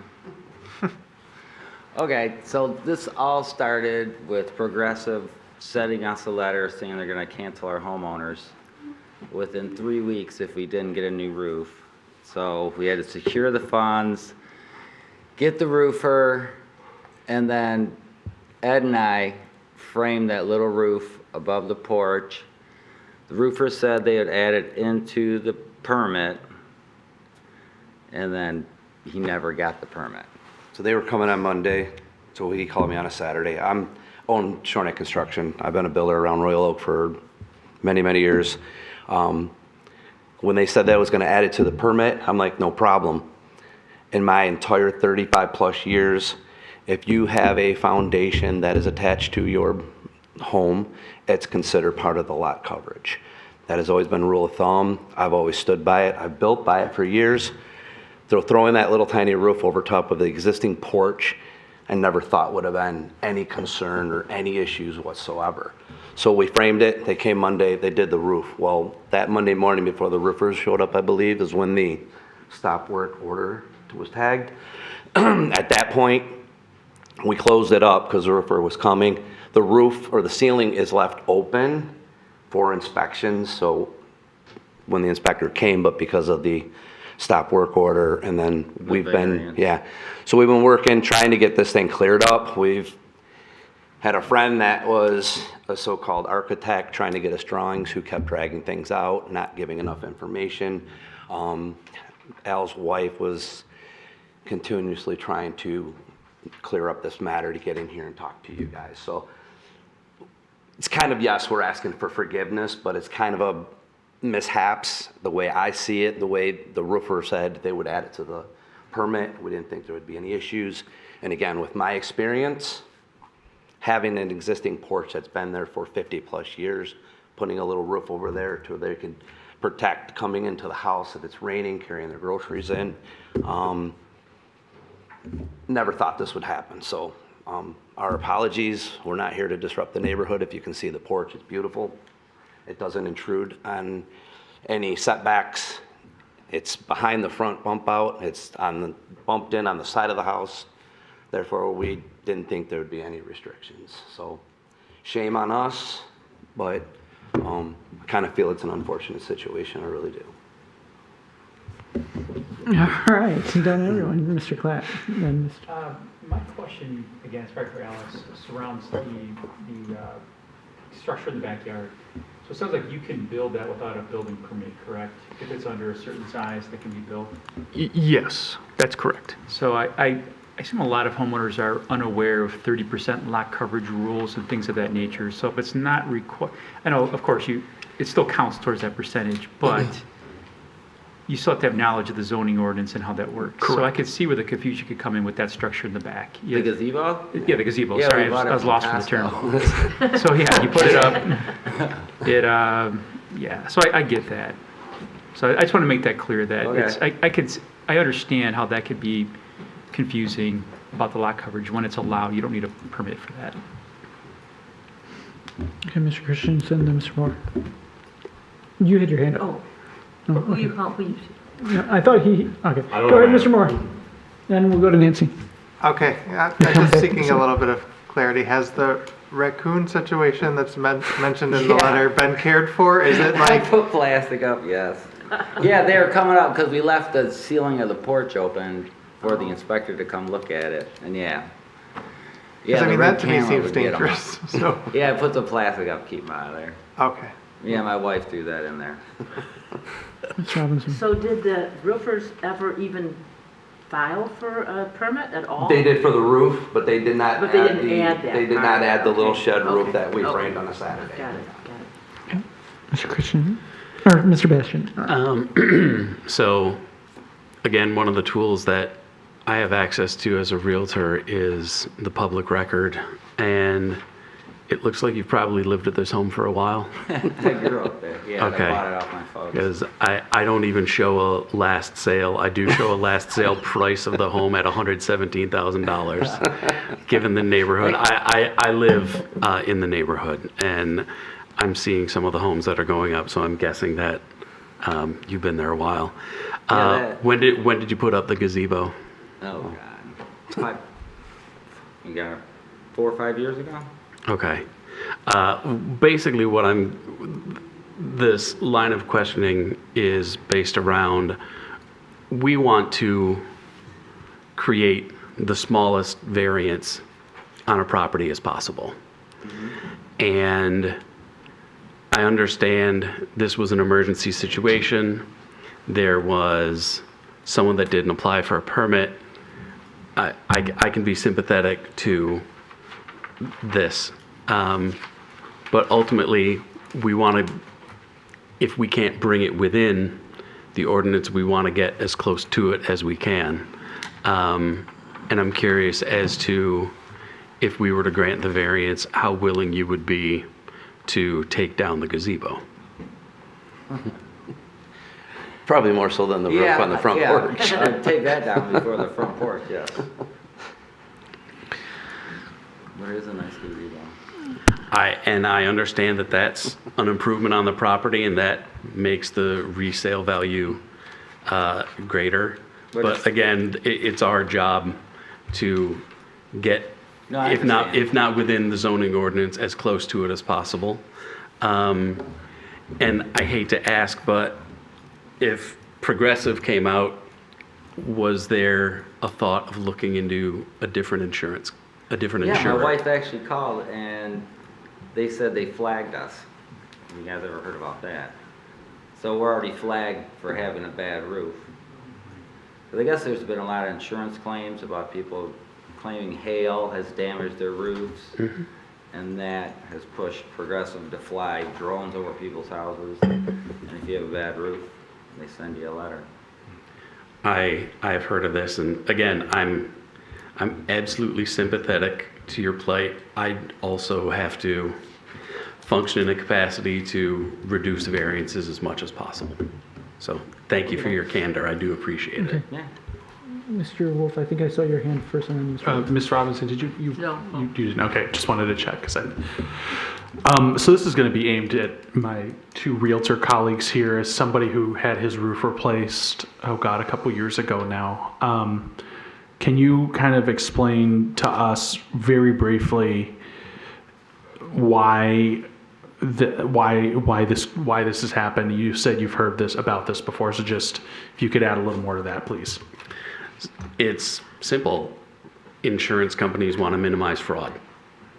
And if someone is making a claim that there was hail or some type of damage to a roof, it is within the insurance company's purview and ability to fly a drone over, as long as they're doing so within all FAA regulations, and have a look at the home from the air and determine if they can see actual damage or if somebody might be making a fraudulent claim. Okay, so, and of course, I am not accusing you of any of that, for the record, just for the record. So if, in theory, let's say Progressive were to, maybe there was a claim or they said, something happened, they would want to, as part of their due diligence, want to fly over the applicant's house just to say, yeah, those look like they're reminiscent of raccoon bites or something like that. I mean, at the risk of being speculative, I'm looking at the home next door, and it's within the realm of possibility that they might have flown a drone over that home and caught sight of this home and said, well, that doesn't look right on the applicant's home, while in the process of looking at something else. I mean, when you're flying a drone, you have a much larger view than one home. Okay, I just wanted to learn a little bit more about that. Appreciate it. Mr. Moore, then Mr. Klatt. Yeah, I'm just trying to kind of piece something together here. So the roofing company said they added the porch to the permit, but it turned out they really did not. You did get a permit, but they failed to add that like they said. Yeah, they were in process of getting the permit, and they said they would get it, and then they did. But they did get a permit, just I'm not sure with this on there. if they even got Is the that, permit. because that's what I thought I heard. They ghosted us after they put the roof on. That'd be Shelby Construction. Construction. Okay. So the phone conversation was that when his wife Nan had talked to her, if we go ahead and put the roof over there, would you add that to the permit? And she said yes. So then he called me on Saturday, like, man, they're coming Monday. Can you help me out with something? So of course I showed up with my bags and we threw it on there, assuming that they were going to put it along with their permit, and that never happened. So. Okay. Thanks. Okay, Mr. Klatt and then Ms. Robinson. I was about to jump the gun. I have to wait for public comment, so I'm going to. Okay. But this kind of made me go more to Alex. The 2.9% over the lot coverage of 30%, that's including this gazebo that was already there. It is. So the real thing that we're talking about is this little bit of roof that they put on, which was 41 square feet, correct? Is that what's on the, is that what's, is that part of that? The 2.9% is listed in your variance, takes into account the gazebo and the roof covering. And how much was just the roof coverage of the, that's because that's the new part that we're talking about. That's not the existing part of the gazebo. Right. It's a little over 40 square feet. And that's how much of that 30% is that? Like It's 0.6%. 0.6%. So that's what is the problem here, other than Well, the gazebo that never came before. the new problem. Yeah. Right. Okay. Mr. Moore. No, okay. My question was done. Okay. Mr. Lane Weber.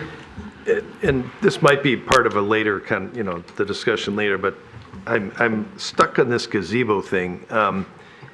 If the state law says that they're not required to get a permit, and a homeowner can install this without getting any special approval, or at least be aware that they have no awareness that they may be exceeding the lot coverage percentages, right? Sure, yeah, and that's correct. But a gazebo is seen as I think a temporary structure. It's a structure, but it's not, is it relatively temporary, or how does that seen by the city? Staff reviewed the one that was shown in the photo as a additional accessory structure. Yeah, it looks more permanent. Yeah, it does have a fully enclosed There's so many roof. of these across every Royal Oak backyard. It's on page 6 of your packets in the bottom left corner. Looks like it has wood framing as well. Yes. Yeah, that's it. Yeah. So a gazebo is no different than a garage or any other accessory structure, other than it doesn't require a permit. If it's below 200 square feet. If it's below 200 square feet. But if I built a shed that's 192 square feet, I would have to be getting a permit from the city. For 192 square feet? No, actually, in that instance, it still wouldn't require a permit. I was picking a number under 200, so. So with the city, that's not a permit required. Is 200 the magic number if I built something? As established by the state building code. Okay, okay, I learned something, thank you. Mr. Wolf, I believe. To add to that, I'm assuming that permits would automatically be triggered if there was, water, sewer, or electricity put in there? Yes, in that case. Okay. And so to the applicant, are there utilities in the gazebo? No. Okay, thank you. Any other questions for the petitioner? All right, I've got a couple. Did you say you're in construction? Yes, sir. Okay. So then you're familiar with what permits look like and where they get placed on a building, right? Absolutely.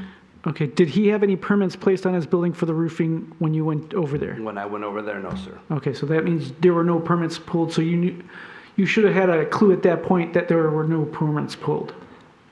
What was told to me, I know. The permits were being applied for. They were coming to do the roof on Monday.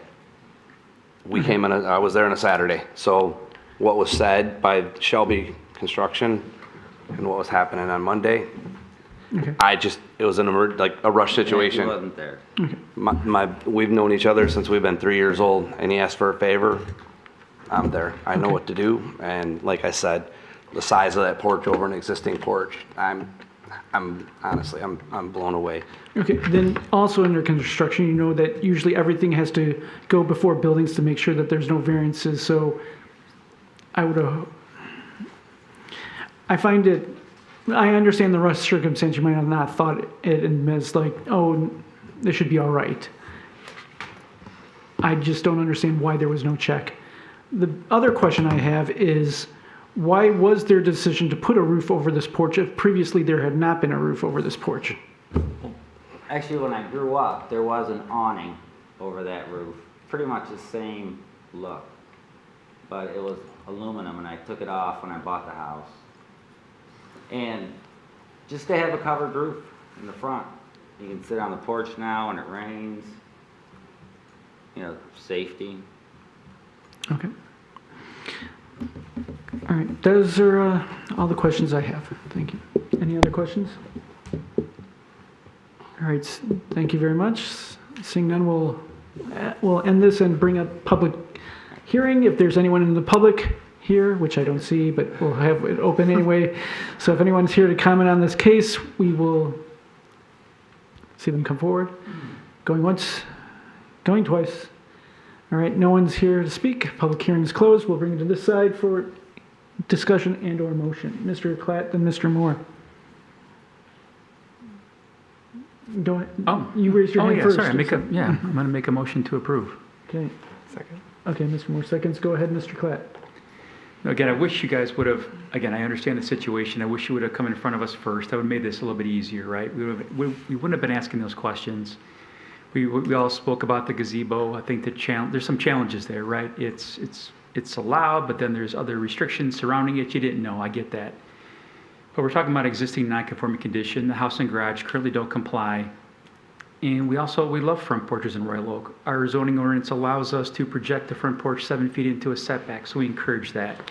Especially in today's climate, it's great to have a covered front porch. Like you said, protection from the elements, protection from your Amazon packages that show up. It's a pretty minor ask to have a covered front porch.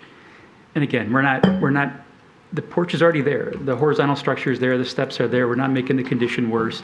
It's a pretty modest ask to have the porch. So to me, it's not impacting the public way. It's not impacting your neighbors. There's no one here against it. Like I said, I wish you would have come in front of us first, but here we are. It's built, it's up, and I see no harm, no foul with this. Mr. Moore?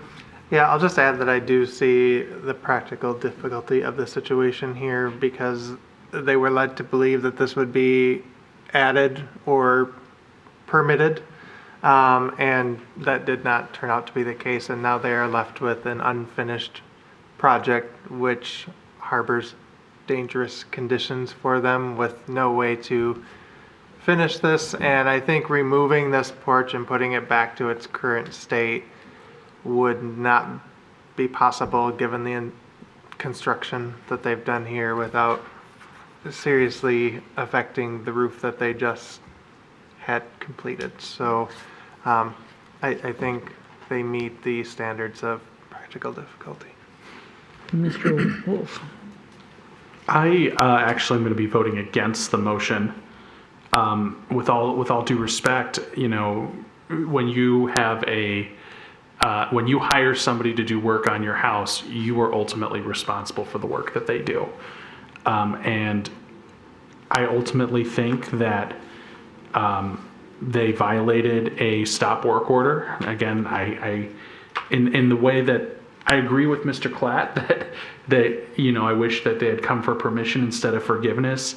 I think the flip side of that is that if the applicants are in construction, they should know this, that they have to follow the rules the right way. And again, I tend to be sympathetic, the practical difficulty being the thing about the roof. That's why I asked about it, and the raccoons. But you know, when the applicant said that there was plastic put on to keep the raccoons out, you know, that for me solves the practical difficulty. I have a front porch. I like the front porch on my house, and I like seeing other people's front porches. But that is not a reason for me to override my main thought, which is that, you know, violating a stop work order and not pulling permits is just not a reason to come in front of us. Other comments?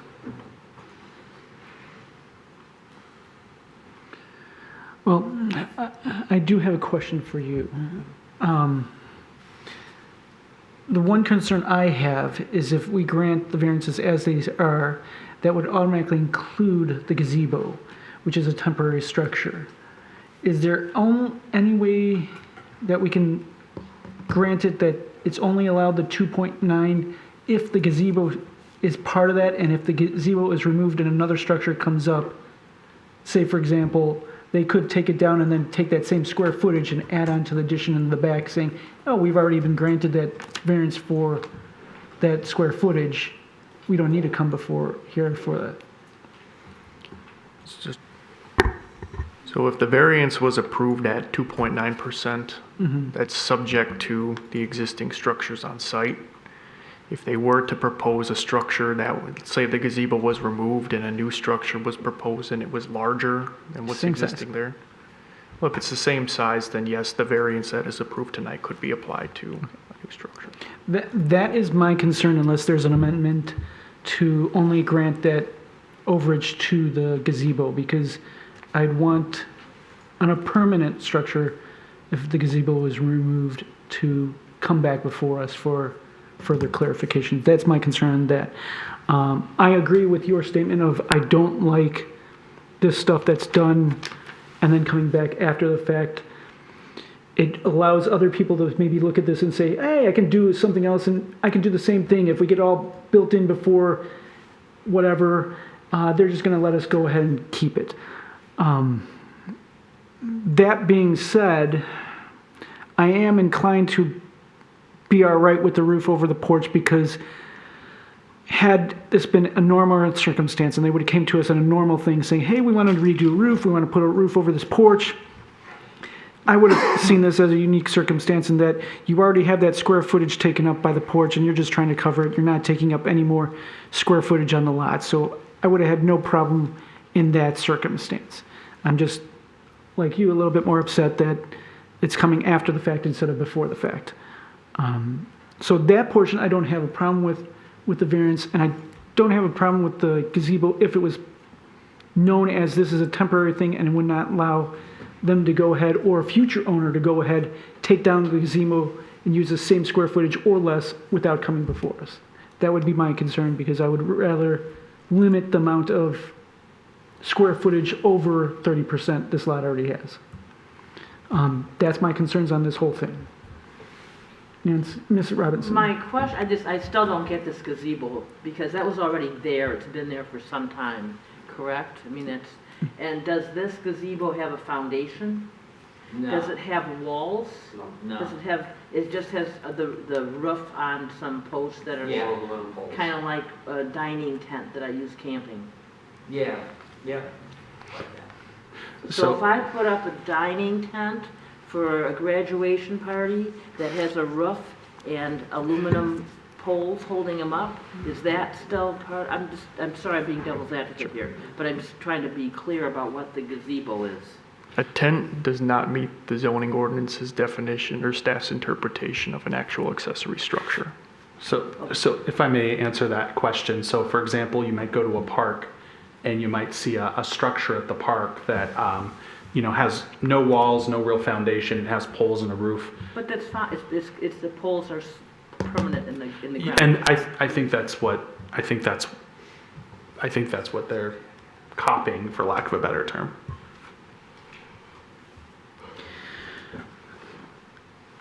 Mr. Klett, I was wondering if you'd like a amendment to your thing to allow the variance so long as that it's associated with the gazebo, and should the gazebo be removed and they apply for a permit. And you can tell me if we can't really do this, if you don't think that's really applicable. I mean, the one issue I see with that statement. Yes. Thank you. The Zoning Enabling Act has been strictly construed by courts to not allow specific conditions to be added, and that really sounds like a condition. To phrase it legally would be this variance is permitted so long as it only applies to the gazebo, which would be a condition. And courts construing the Zoning Enabling Act have struck things down that are similar to that. Thank you for letting us know that. All right. So it's basically all or nothing. All right. So are you suggesting we vote on both pieces? Like No, we take them because- apart, we vote the porch, and then we vote? I'm not- No, because as he just suggested, we can't do it as a condition of it only being allowed for the gazebo for the square footage. Like, I don't understand why staff considers a temporary structure as a true accessory structure that gets counted. Because I would hate to grant them, not saying that they're going to go ahead and take down the gazebo and say, yes, now I can put 200 square feet addition on. It could be a future person that goes, oh, hey, I can do that. Yeah, that's my only concern. I just have a question. I think we mentioned this earlier, but how long has this temporary structure been there already? The gazebo? Yeah. I believe the petitioner said 4 or 5 years. 4 years. Yes, Mr. Langweber. And I know we're talking, we threw a number out of 200 because I think that's what you said the state allows. But in this case, the dimension, the site plan shows 13 by 11. So Okay. it's Thank you. it's Thank you something for less than clarifying that. Yes. So the square footage that we're being asked is from this plan. It's not a 200 square foot addition. It's that gazebo itself, correct? I guess I'm looking. But the square footage that we're, that the 2.2% of the site coverage is that gazebo as it's dimensioned on the plan? Yes, correct. Yeah, okay, Yes. thanks. Mr. Moore, and then Mr. Reddy.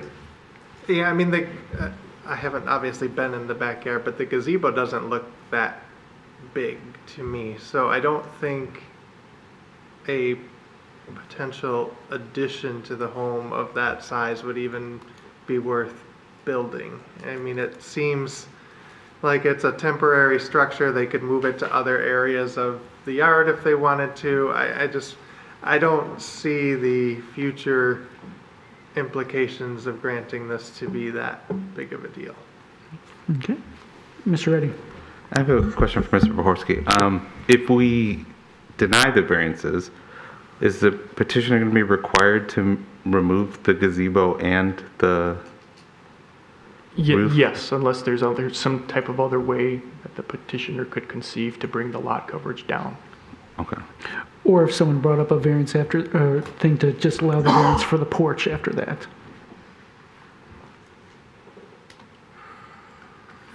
What? Mr. Moore.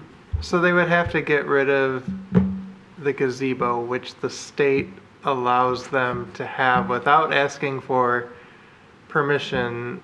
So why wouldn't everybody in the city that has a shed or a gazebo then have to remove theirs. I mean, it just, something here is really not lining up to me, and it's. Yeah, and I understand. I mean, that's part of the challenge with, not having a formal review for those types of structures is that, like I said, the burden of, compliance does fall on the homeowner. So Okay. unfortunately, there's probably numerous situations in the city where there's a similar situation like this. In this case, this was only caught because there was a code enforcement violation. Okay, thanks. Mr. Wolf. I also think, to get down to, 30.7%, which would be recognized as existing non-conforming. Even if they got rid of that,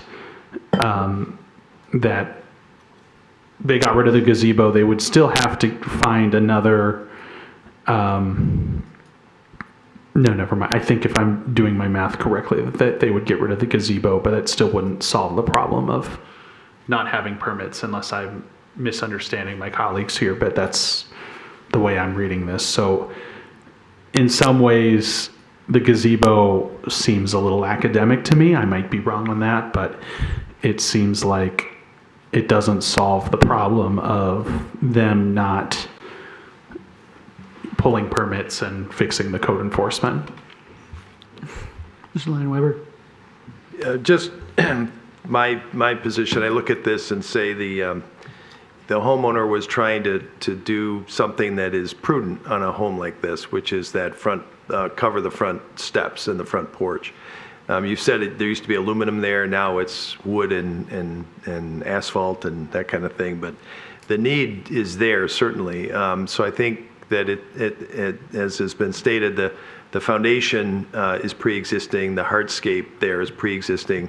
It's really just covering it at the top. And so it's the nuance of the code that says, well, because now you have a roof, that triggers all this other discussion. The one issue that many of these homes have is the Royal Oak bungalow style is elevated, right? So you can see the amount of steps coming down. So it's a safety issue to have a protected area. It's not covered in ice and that kind of thing in the wintertime, which is upon us. So as far as the motion, I'm in favor of it. I do think the gazebo, the rule is a little. It needs some clarity, but the homeowner, didn't put something in that they weren't allowed to do in a sense, because the state law, says specifically they can do this without a permit. But the fact that they were now kind of caught up in this because of this situation, I'm sympathetic to the homeowner, and I think what they were trying to do with the porch is no harm to the neighborhood or the community. So I'm going to be in support of the motion. Go ahead. Just echoing Mr. Lineweber's sentiments, ultimately, this is a very, very unique catch-22 of a situation.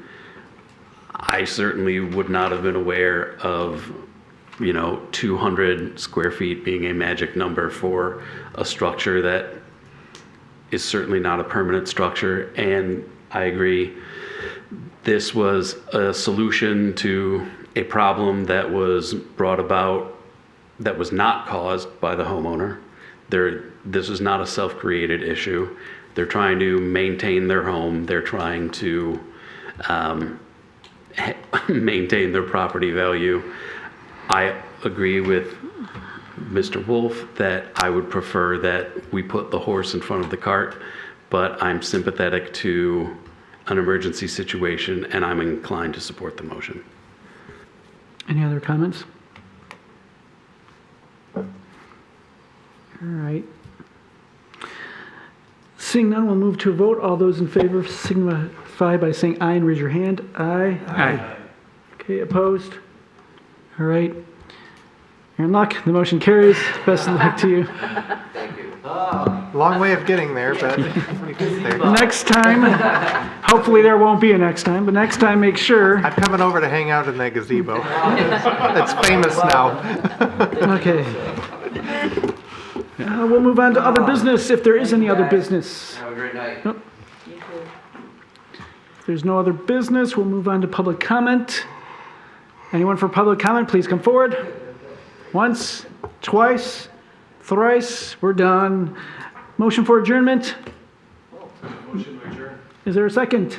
Second. All right, all those in favor signify by saying aye. Aye. Opposed? All right, we're done. Have a happy Thanksgiving. See you next month. Don't get ahead of yourself. I know, I know, Still got I know. another month. It was hard. We gotta keep it out.